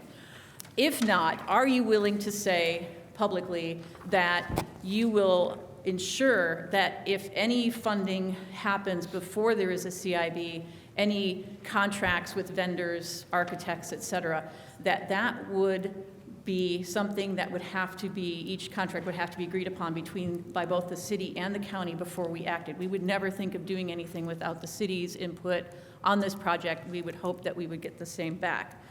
Another question that has come up, and I think it just speaks to the importance of what we have left to do in terms of our interlocal. But I don't think that any of these questions are unwieldy, and I think that they're all just a matter of sitting down and talking, which I know we're well capable of doing and doing well.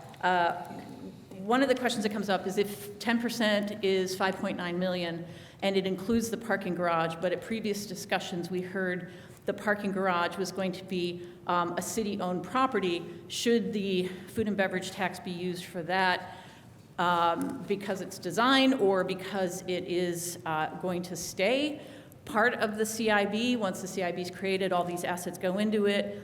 These are things we need to talk about. We're flexible either way, leaving it as a city property, working, but we just need to make sure that that's very clear for the public. But I think it gives you a sense of our willingness to negotiate on pretty much everything at this point, but we want to move forward and we want to actually make progress instead of having the same information passed back to us again and again. So hopefully, if you have questions, you can let us know. Thank you. Thank you. Hello, ladies and gentlemen. Eric Spoonmore, President of the Monroe County Council. Just wanted to reiterate some things that were said earlier. The County Council does believe it's important that we have a governance structure in place before we start moving forward with funding. At least I do personally. I think a majority of County Council members do as well. It's always been a big priority with the Convention Center expansion. I do think we have a really exciting opportunity here available to us right now to be able to move forward with the CIB. It's a proven model that exists in the state of Indiana. We've seen several other communities in the state that have utilized a CIB and have been very successful. For example, the Fort Wayne Grand Wayne Center is a thriving convention center that utilizes a CIB. Indianapolis utilizes a CIB. Terre Haute also utilizes a CIB. I'm not real certain of what communities are utilizing 501(c)(3)s, but that seems to be a little bit more of a theoretical type of arrangement to me, and I haven't seen a whole lot of research to show that it's been a successful, proven model in the state of Indiana. So I think we can get moving immediately on this. The commissioners have introduced the CIB at their meeting today, and we can take action on it quickly. To me, this is absolutely the quickest way from point A to point B, where we can have equal representation on a governance body. We can get moving forward with the convention center and start seeing real progress and delivering on the promises that we've made to the community. And I have been having a lot of conversations as well over the last week with a lot of folks in our business community, with a lot of folks in our tourism community, and a lot of folks in government. And all of which I have not heard any concerns where there are red flags with the CIB. In fact, many are saying, please move forward with the CIB. So I encourage all of you to contact folks, the experts who are working in our tourism community, the experts who are working in business, who were lobbying for the food and beverage tax when the county council voted for it in 2017. These are the same people saying a CIB is a proven, successful model in the state of Indiana, and please move forward with it. We have the opportunity to do that. I encourage you to. Thank you very much. Thank you for your comment. I think I'd like to extend for any other elected officials from the county, if they would like to speak right now. Okay. And I'll go back to general comment from the public, but I think as The elected officials here are collaborators. I'd like to hear from them first, and I'd like to hear from the sponsor in terms of answering any questions that came from Well, there were their 2 points colleagues. that I wanted to address, before, and I would also like to hear from city staff, from the administration. Regarding the parking garage, now I'm on record more than one occasion as saying that I seriously question the need for a parking garage, despite the fact that I am fully aware that the vast majority of convention centers assume a parking garage. So the fact that I'm even talking about it all, that I'm happy to see the $6 million instead of the $4 million, is because it doesn't make any sense to design a convention center and then design a parking garage separately.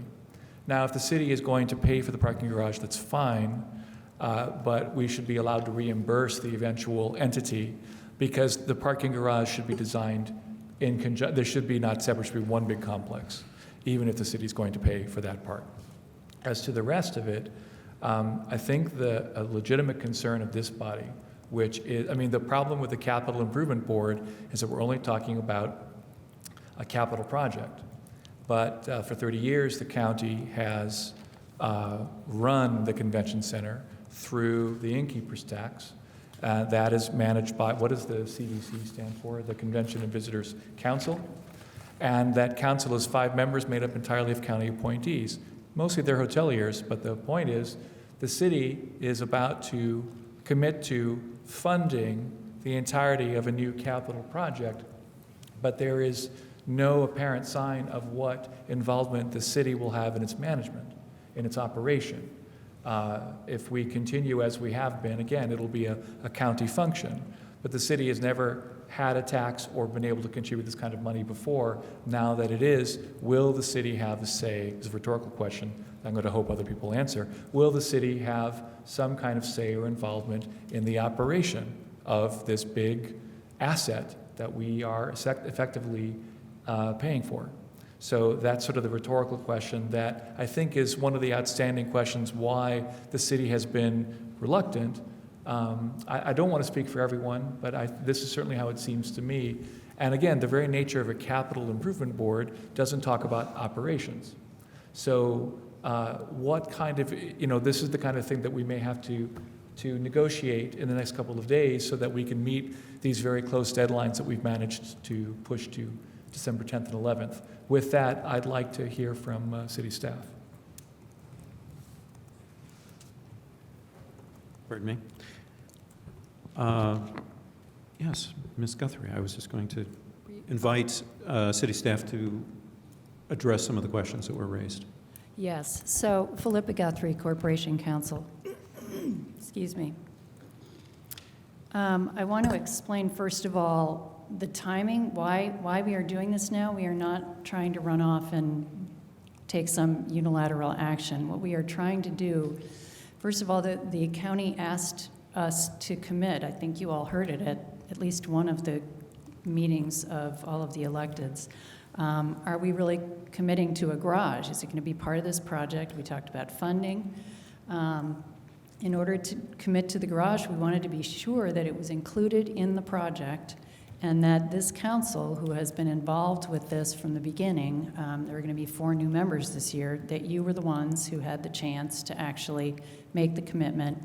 The best way to do that is to have asked for a recommendation for the architecture fees for the whole project, and then to have them appropriated. That is not to say we spend them, but to appropriate them, we actually have to encumber them, which requires some kind of contract.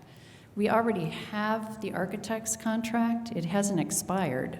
It was for phase 1, and it was designed to just continue through the phases. And so the thought was we would just amend that so that the funding is all sitting there waiting for when we have decided on what the entity will be, and it can start moving forward. Yesterday, the mayor committed to, he had already committed to equal representation on whatever entity it is, governing entity. Yesterday, I think you saw the letter that he sent, which committed to if equal representation on the governing board of whatever entity it is.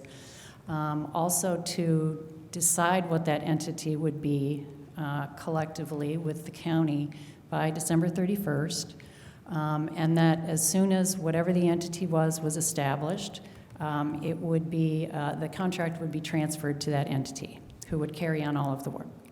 So that is the way the city has been approaching this.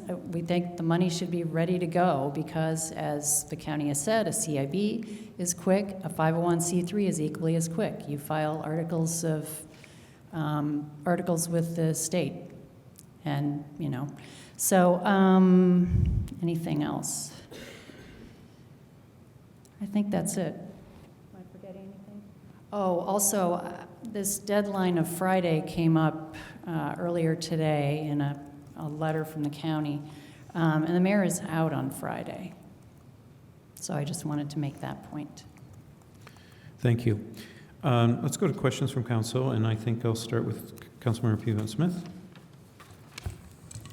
Yes, I wanted to focus back on Resolution 1919, because it seems to me that this resolution is just to affirm that we want to request that the Food and Beverage Tax Advisory Commission makes a recommendation to us about expenditures of the food and beverage tax. So tonight we are not we're not considering appropriating any money. We're considering asking the Food and Beverage Commission to recommend to us an appropriation of money. So I understand, of course, that these issues are related, but at this point, I'd like to hear from my county colleagues whether they feel like if the City Council adopts Resolution 1919, that would somehow indicate that we're not willing to agree to the CIB or anything else in the future.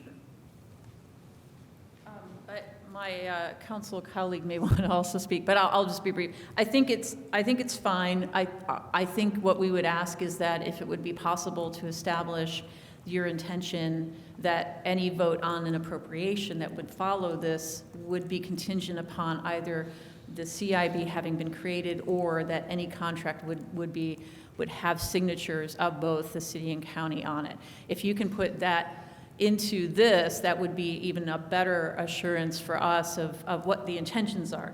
And I have other things to respond to, but I will just respond to your question right now. And thank you, that helps. That's exactly what I was going to say as well. So.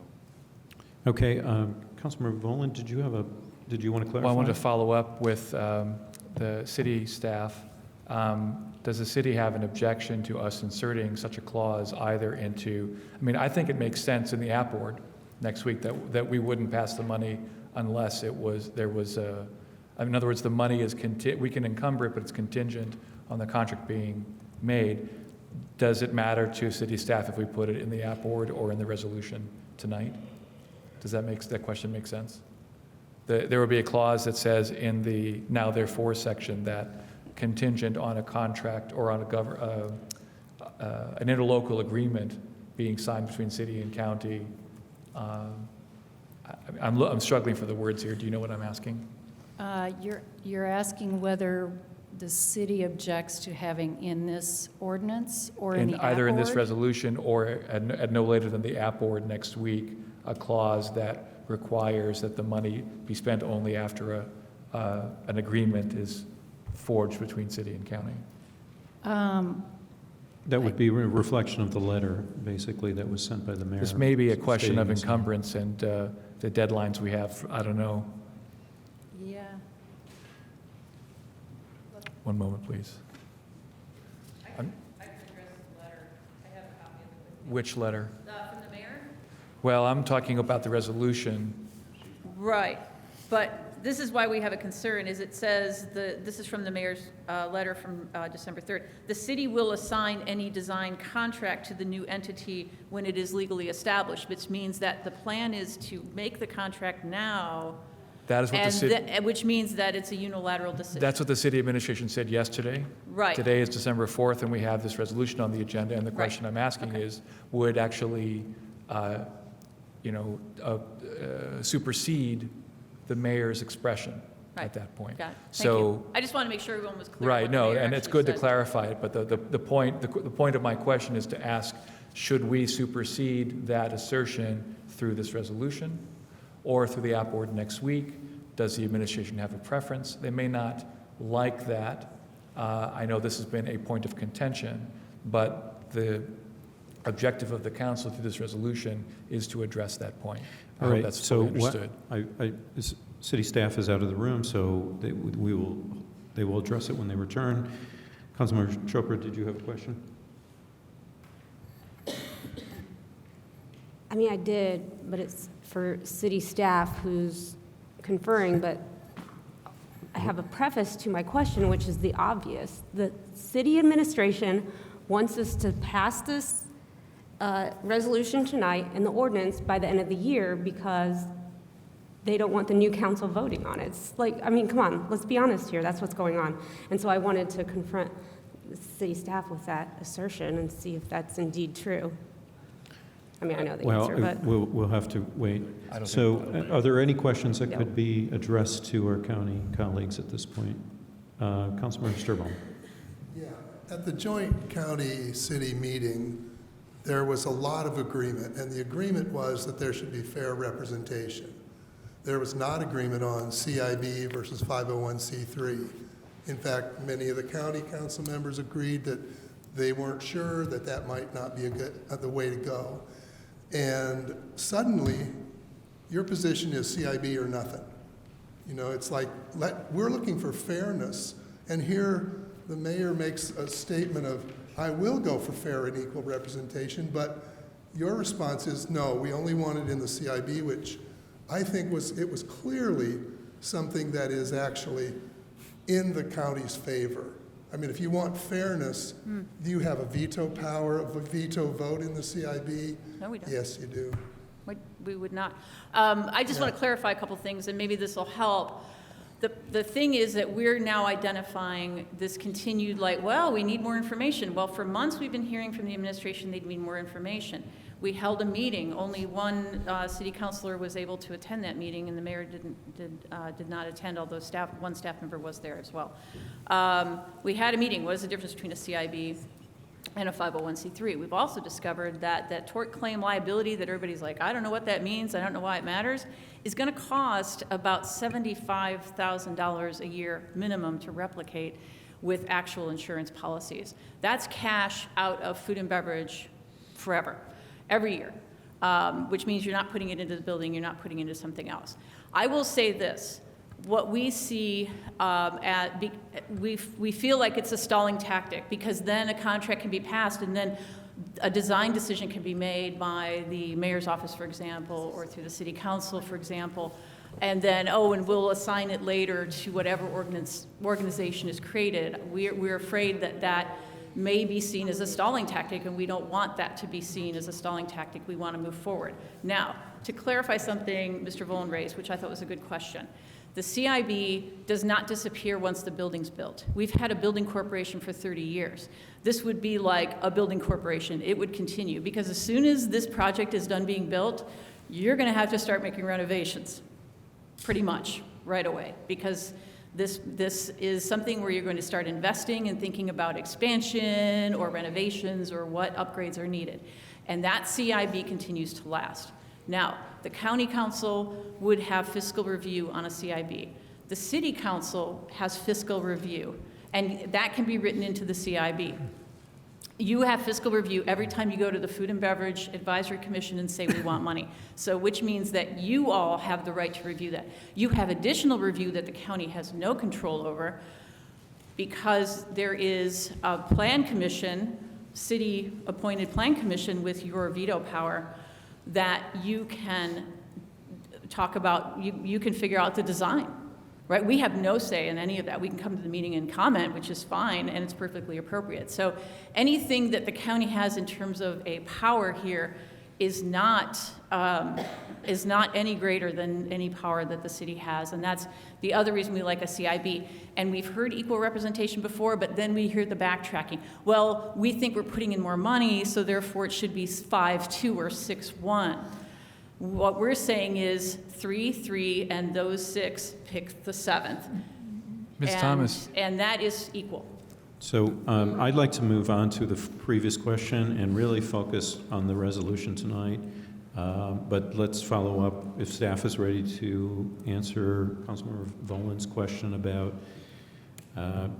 adding language to either this resolution or to the ordinance. Yes, we are fine with, in the appropriation ordinance, something saying that the money can't be spent until there is a contract that is transferred to the new entity.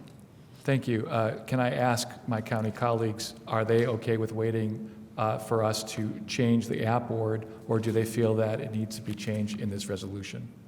Again, this resolution is just to trigger the ability of the advisory commission to consider the app board in the first place. We can't take up the app board unless the advisory commission gives us the recommendation to do so. So that's my question to either the commissioners or the county council.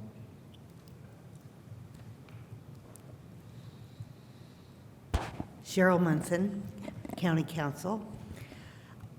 I would like to encourage you to deliberate about adding a condition to the request to the Food and Beverage Commission. And that is because the businesses in our community are very, very frustrated with city government and county government, both, in not seeing progress on the convention center. Everybody who supported it was very excited about it. Other people started to get excited about it when the charrettes were happening. And that really built enthusiasm. If Mr. Volan chaired the meeting, was it just yesterday? It was just yesterday. Oh my gosh, just yesterday. It was so long ago. He did an excellent job. It was a hard meeting, and we went back and forth struggling with various questions. And I think if there was a condition placed on the request, the resolution that you're considering tonight, and then all questions would be removed as to what will happen going forward. And there would be a very, very short Food and Beverage Commission meeting because people do want to support the convention center. Okay, so just to be sure, let me finish my question. Just to be sure, this is a very technical request, okay? You know, like we've already committed to the amount of money here, and you're not dealing with the administration now, and I sort of question the characterization of it. I think that they are dealing in good faith, but you're dealing with the city council now, and we have this resolution that shows the city council's affirmation, like we are responding to county legal's concern about procedure. The rubber hits the road in the appropriation ordinance. I mean, you know, we're not taking it up now. It's been postponed at the request of the county. We've done that. And if you accept the fact that we postponed the app board, I hope you'll take my word for it at least, that I will guarantee you that that language, which the administration has agreed to, will be in that app board. With that, do you still believe that on this very technical matter, that line should be in this resolution tonight? I just think it would be helpful. It would answer the question tonight, and we would be done with this. Just to clarify, Ms. Guthrie, you stated that your preference is in the ordinance, not in the resolution. Is that correct? Or are you favorable to either? What would be in the resolution tonight? What language are we talking about? That no expenditure will be made until there, I'm paraphrasing, until there's a contract until there between is city a and governance county structure. agreement. I think, say that again? I mean, we prefer the ordinance because that's the appropriation, but I mean, we are committing, we are happy to have you commit to us not spending money until. I do want to make clear that we have not been stalling. We have been negotiating in good faith. I mean, I think everyone has seen this played out in public. I think the same charges could be made back from side to side. And I don't think it's very helpful to keep throwing those around, so I'm not going to continue that. We do not understand, however, as I think Councillor Sturbaum asked, there are significant differences. Yes, we have had discussions, but there are details that need to be worked out, including things like, excuse me, what goes in the interlocal, which underlies. So, for example, the CIB has statutory requirements. We are going to put in place, if it's a CIB, an interlocal that describes various details, like who makes the appointments, you know, is there a controller? There are all kinds of details that we should not be forced, anybody shouldn't be forced to decide by Friday. The 501c3 is a good vehicle. It is different. I think those differences, we have committed to figuring that out by the end of the month. By Friday was a surprise to all of us, I think. Okay, I'd like to go to the next question. Councilmember Chopra. Yes, my question is for staff. Your real goal is to get an ordinance passed by the end of this year, is that correct? Yes, so that the money is ready and waiting and we don't lose appropriations this year. Isn't it true that you're also wanting to do it by the end of the year so that this council can vote on it instead of the new council? Yeah. Okay, thank you. Further questions? And let's try to focus on this resolution. Any other questions going forward? Did you want to? Well, point of order, Mr. Chair. I have inquired of our attorney whether we can construct a phrase that will satisfy the request.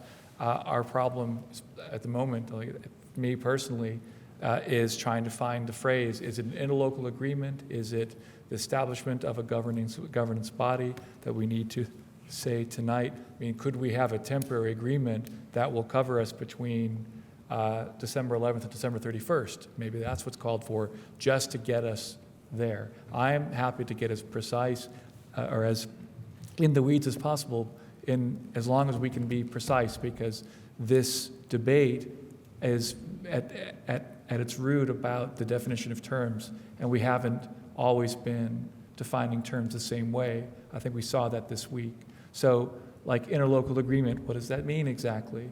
I understand the county's concern, and this is why I want to get the words right. Also why I'd like to see it happen in the app board. You know, I want to commit to it, but I don't know what language will satisfy the county at this moment. We're talking about the resolution at this point? The resolution, And I wondered yes. if I could ask corporate counsel to confer with our attorney to make sure that the language suits what you were asking for. But I as mean, well. the question is to the counties, what word? And once we have the phrase, then we can visit that. So I think first was Councilmember Sims. Yes, this is for, did you want to speak? I wanted to mention one other thing. The tort claims, we were conferring with our insurer today and another one, or broker, and they didn't say anything like 75,000. We will not have a real sort of estimate until tomorrow, but especially with these kinds of entities, you would contract for a management firm, as the county does now, and a lot of that liability passes to that management firm. And regardless, both entities would need general insurance of some kind, property insurance, and things like that. So we do not believe that the tort claim liability would be much different depending on the entity. I just wanted to clarify that. Thank you for that clarification, but we have another meeting following this with items on it, and I'm trying to keep us to this point, which is the resolution at hand. It's not going to specify whether it's a 501c3 or a CIB, and so let's go from there. So, Councilmember Sims, you had a question. Was it satisfied? I think the controller has a... Controller, okay. Jeff Underwood, Thank you. City Controller. Yes, Again, just a reminder that this is a resolution that the county asked for, and we agree to do. We believe, and both your legal staff and our legal staff believes that we followed the requirements. So we're doing this at their behest.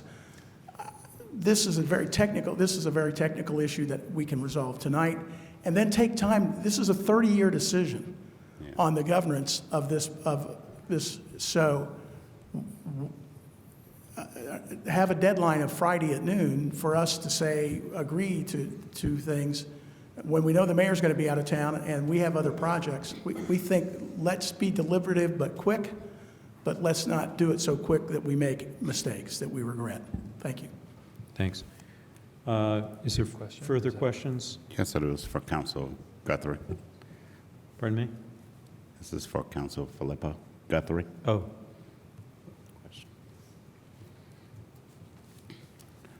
Thank you. I do have a question. I don't have a whole lot more to ask. I think when you asked me if that's okay, I'm fine with that.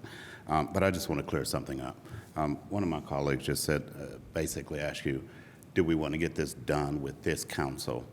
And I think there was an inference that administration wants to get this done with this body as opposed to the next body. And then you said, yes, we want to do it this year. Can you expound on that? Does this have anything to do with the incoming council people or council members as opposed to what we've already been talking about for the longest? Yeah, I just don't want the public right. to get that idea. That's not, in my opinion, what's going on. So No, only in the sense that there will be 4 new members, and they will need to be brought up to speed. They haven't been involved in the process to this point, and therefore that could delay things further. Okay, thank you. And I'd also like to add, as council president, that I conferred with my colleagues, and the majority, I believe unanimously, at least when I spoke to everyone, wanted to schedule it for this year.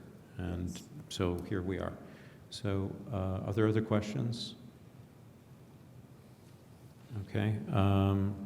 We may have an amendment coming. That's my question.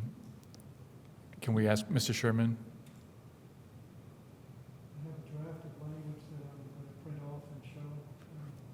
Okay. Mr. President, can I suggest that we go to open public comment on Resolution 1919?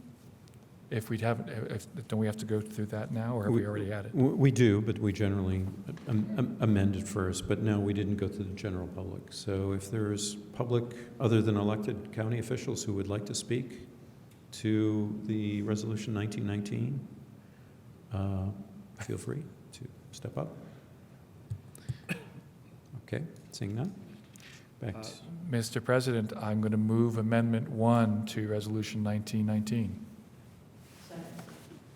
The language that Mr. Sherman is printing out now, I hope, will satisfy the concerns of my colleagues, my counterparts in the county. I don't actually know what the words are. We're going to see them in just a minute. I suggest so that I'm we may spinning recess. for time. We may recess for 5 minutes. It would, unless, Mr. Sherman, are you close? I'm ready to print something off that I would want to share with you and also. Do you need additional time? Do you need additional time? Yes.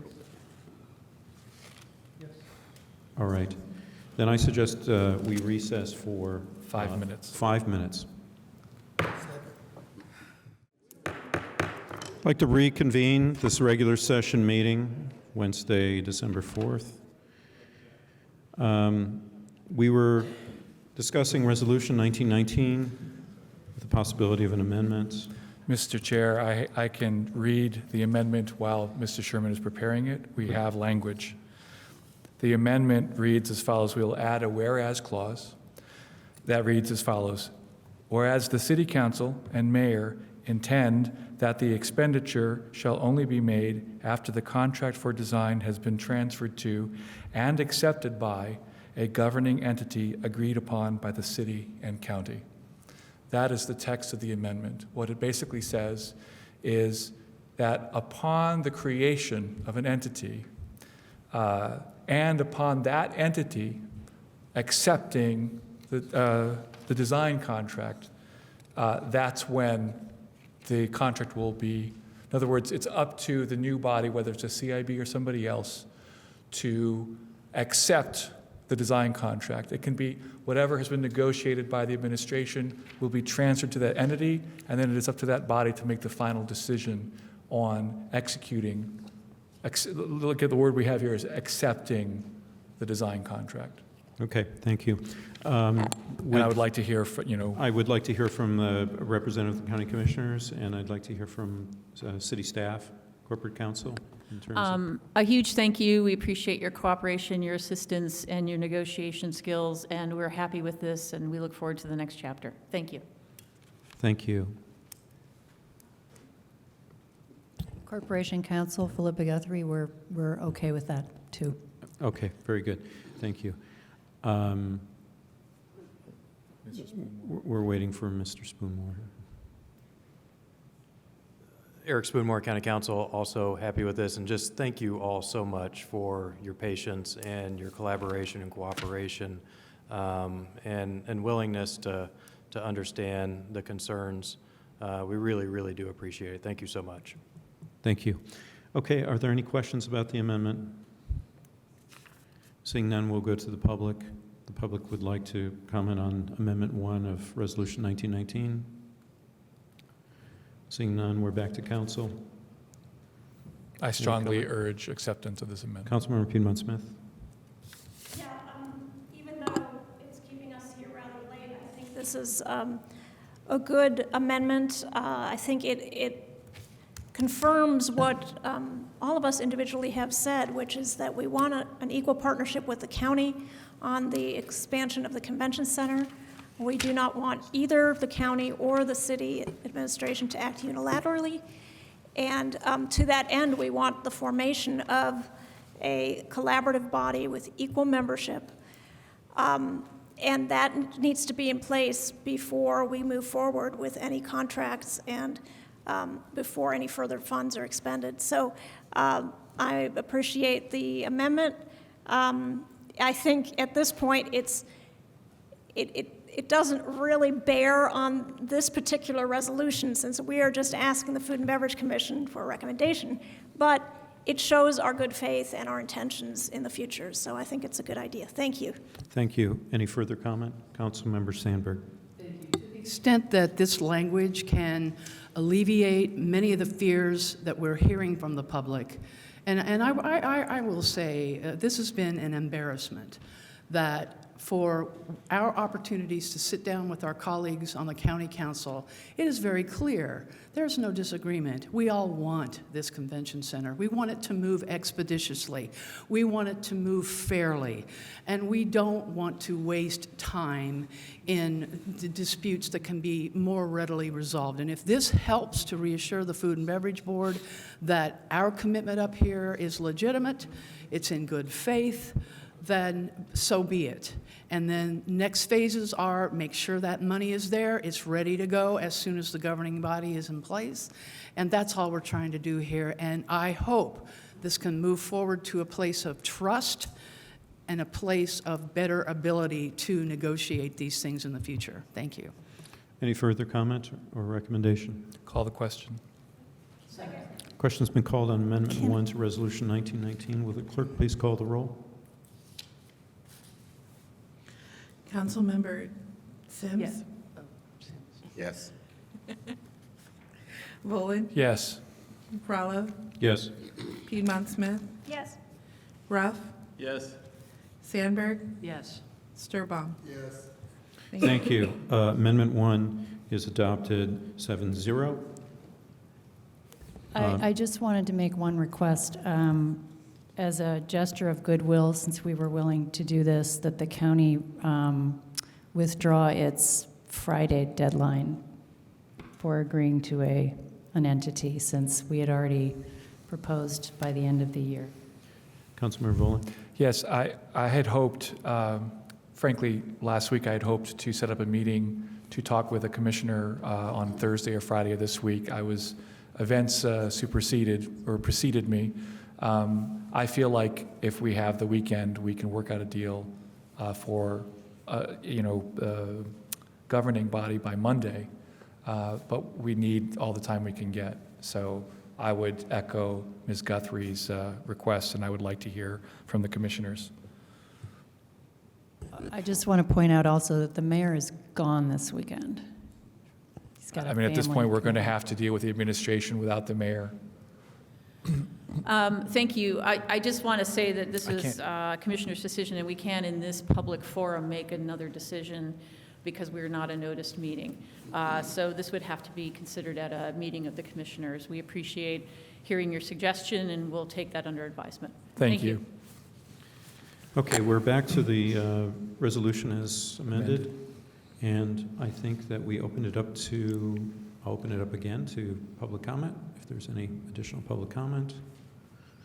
Seeing none, we will come back to council for final comment on resolution 1919 as amended. Councilmember Volin. Yes, again, let me emphasize here, there has been a lot of, I'll just call it acrimony, over the past few months, more than a few months. And having dug into it over the past week, being forced into the chairpersonship of the Tax Advisory Committee, which I didn't see coming. Hi, Shelley Yoder, wherever you are. I just want to say that I genuinely believe that the problem here has been definition of terms, that literally county elected officials and city administrative officials have not been speaking the same language. I know this firsthand from having just negotiated this, and it's not to say that they're that far apart, but this is where I'm going to emphasize again, the problem has been the details and the problem has been precision of terms. When we start dividing up, I will say once again what I said yesterday.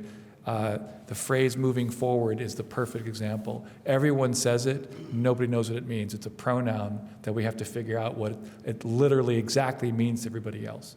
So, if I could just ban the phrase moving forward from everybody for the next few days because that's literally what we're all trying to do, I want to be more specific. This is a good start. We have gotten specific. What's that? Let's get her done. So, but I'm just saying that the next few days, there's just as much work to be done in the next few days. Every elected here knows it. I'm sure that staff knows it too. So we're not done here. We have to work out the app board, and to do that we have to work out all the issues that have been leading to it. The governance body, the site location, and then finally the ordinance. Thank you. Please support this. Councilmember Sims. I just want to say I'm glad we've come to at least this far. And in honor of my colleague, we have more to do on another committee of the whole here in a minute. So can we move forward? Thank you. Other comment? I just want to say thank you for the elected officials who attended this evening and for sharing your information. So with that, is there a recommendation? Call the question on Resolution 1919 as amended. Question's been called and seconded on Resolution 1919 as amended. Will the clerk please call the roll? Councilmember Volin? Yes. Rallo? Yes. Piedmont Smith? Yes. Ruff? Yes. Sandberg? Yes. Sturbaum? Yes. Sims? Yes. Thank you. Thank you. Resolution 1919 as amended is adopted 7-0. Okay, we will now move to additional public comment for items not on our agenda. If there's anyone interested, I see none. We'll now go to council schedule. Our council attorney is out of the room, but I would like to remind council that in your handout tonight, there's a certificate of compliance with Indiana Code 36120.2, which is nepotism in employment, and IC 36121, nepotism in contracting, and associated City of Bloomington Resolution 1210 and 1211. The clerk has copies. This is just for your information, but please see the clerk, who has copies for you to fill out and sign. Council Attorney Sherman. Shall we address council schedule? We have a special session that we need to schedule, is that correct? Actually, you've already had a motion where you're scheduling a special session for next Wednesday at 6:30, so just treat that as a reminder. Okay. This was a night where you gave yourself an opportunity to amend the UDO schedule. I don't think you need to do that tonight. We talked about that last night. Room to do that next week. So nothing else on council schedule. Thank you. Okay, well, that concludes our business for the regular session. Is there Move a motion? adjournment. All in favor of adjourning? Aye. We'll reconvene as Committee of the Whole, chaired by Councilmember Volin in a moment. Committee of the Whole, for December 4th, we have two items on our agenda, Appropriation Ordinance 1908 and Ordinance 1927, which amends Ordinance 1817. Let's start with Appropriation Ordinance 1908. Kevin Curran, Director of Auditing and Finance Systems, and the Controller are here. Mr. Curran, I beg your indulgence. We appreciate your patience in waiting all these hours. Please go ahead. Okay, thanks, council members. Again, Kevin Curran with the Controller's Office. Please get a little closer to the mic. We have trouble hearing you. Oh, I'm sorry. That's better, much better. Okay. Thank you. Again, we are presenting the Appropriation Ordinance 1908, which is the 2019 Comprehensive Year-End Appropriation Request. We are looking at basically needs to move funds within or move or appropriate dollars within funds to ensure that our budget is met at a category level, at a line item, excuse me, level. So I'll go through at a high level, and then any questions you guys have, I'm happy to answer. Thank you. As in the past, general fund, our goal is always to come to a zero net impact. So while there are some shifts within departments, between categories, and in some cases between departments, the net impact is zero. There will be no impact on taxes. We also cover the Parks and Rec General Fund, Parking Facilities Fund, MVH Fund, Alt-Trans Parking Fund, and CUMCAP Development Fund. All of these do have appropriation requests between categories, but the net impact for them is zero as well. And then the last two, the Parking Meter Fund has a additional appropriation request of $160,000.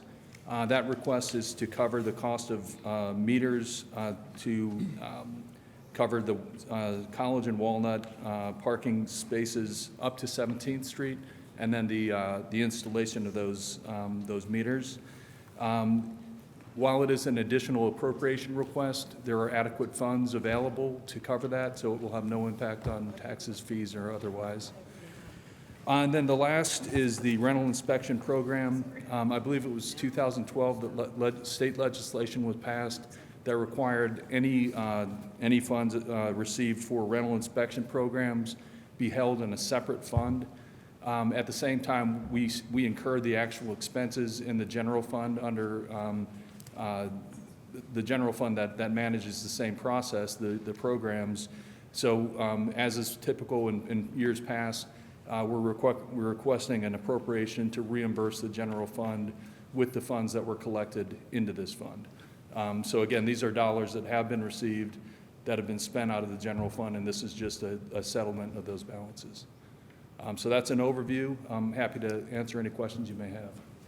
Thank you for the presentation. Are there questions for the presentation for the appropriation ordinance from my colleagues? Councilmember Piedmont Smith. Yes, as you know, last year we passed an ordinance that requires expenditures that were not previously discussed that are $100,000 or more for any one item to come back to council for approval. And so I'm just wondering, I see a couple of things here that are over $100,000. In the CUMCAP Development Fund, you're moving over $300,000 from classification 2 to classification 3. Is that, is there any one item in category 3 that is over $100,000 that? Yeah, the majority of those dollars relate to the community crossing project. Initially, when it was budgeted assuming it would be done within the city with city resources. It was later determined that it was cost-effective to outsource that. So instead of incurring the costs as supplies as a category, we're moving it to services so that a third party would be able to complete the work that we initially intended to complete ourselves. I see. So it's for a project that we had That discussed as had- part yeah, of the budget, but absolutely. it's just being funded in a different way. Exactly. And the community crossings, remind me, that's the software suite to? No, Community Crossings What is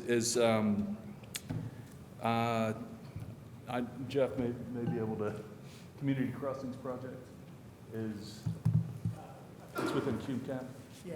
So it's not the software, it's, No, this is the Vernal Pike, where we got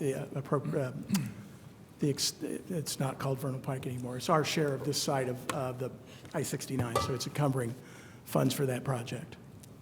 At 17 and Fountain Yeah. Drive? Whatever 17th and that new Fountain. name is. Yeah, that's where we got a Community Crossings grant. Okay. Yeah. Sorry, Well, I mean, it sounded like it was something with Crossroads, but you Yeah. know, these software programs also have vague names. No, so- there's nothing to do with the software. That's all appropriated in our funds, and we won't appropriate any additional monies this year. We put the difference in for next year. And rather than bifurcate this, if there were transfers between categories or within a category, we put that in this ordinance. So there were no other internal transfers that would have triggered the $100,000, or otherwise we would have given you a resolution on that as well. Okay, so related to that, the other thing that stood out was the $125,000 in the parking meter fund, that along with some money from Category 3, it was going to, the acquisition of new meters. Was that something that was already in the 2019 budget initially, the new meters? The decision to put those meters in came after we got the 2019 budget approved. So this appropriates that money to buy the meters and actually put them on Walnut, the new So parking why zones. doesn't that fall into the category of getting approval from council? It is. It's in this, we can't spend it unless you appropriate it. This is new Right. money. Oh, Yeah. this is the. Yeah, this okay. is actual new money. Okay, so there was something in here that triggered that new review process. Yes, yeah, they But came this to us. constitutes the review process. By the time they've got all the information pulled together on what the cost of the meters were going to be, we needed to appropriate additional money to buy those meters. Okay, thank you. Thank you, Councilmember Piedmont Smith. Any other questions for this appropriation ordinance? Seeing none, we go to the public for comment. Seeing no public comment, we come back to the council for debate or a recommendation. We have a recommendation and a second. I'll start on my left with Councilmember Sandberg. Yes. Yes? Yes. The recommendation is 7-0, and I have been reminded that ordinance 1927 was on our agenda just in case, so that concludes our business for this evening. This committee of the whole is adjourned. Good night.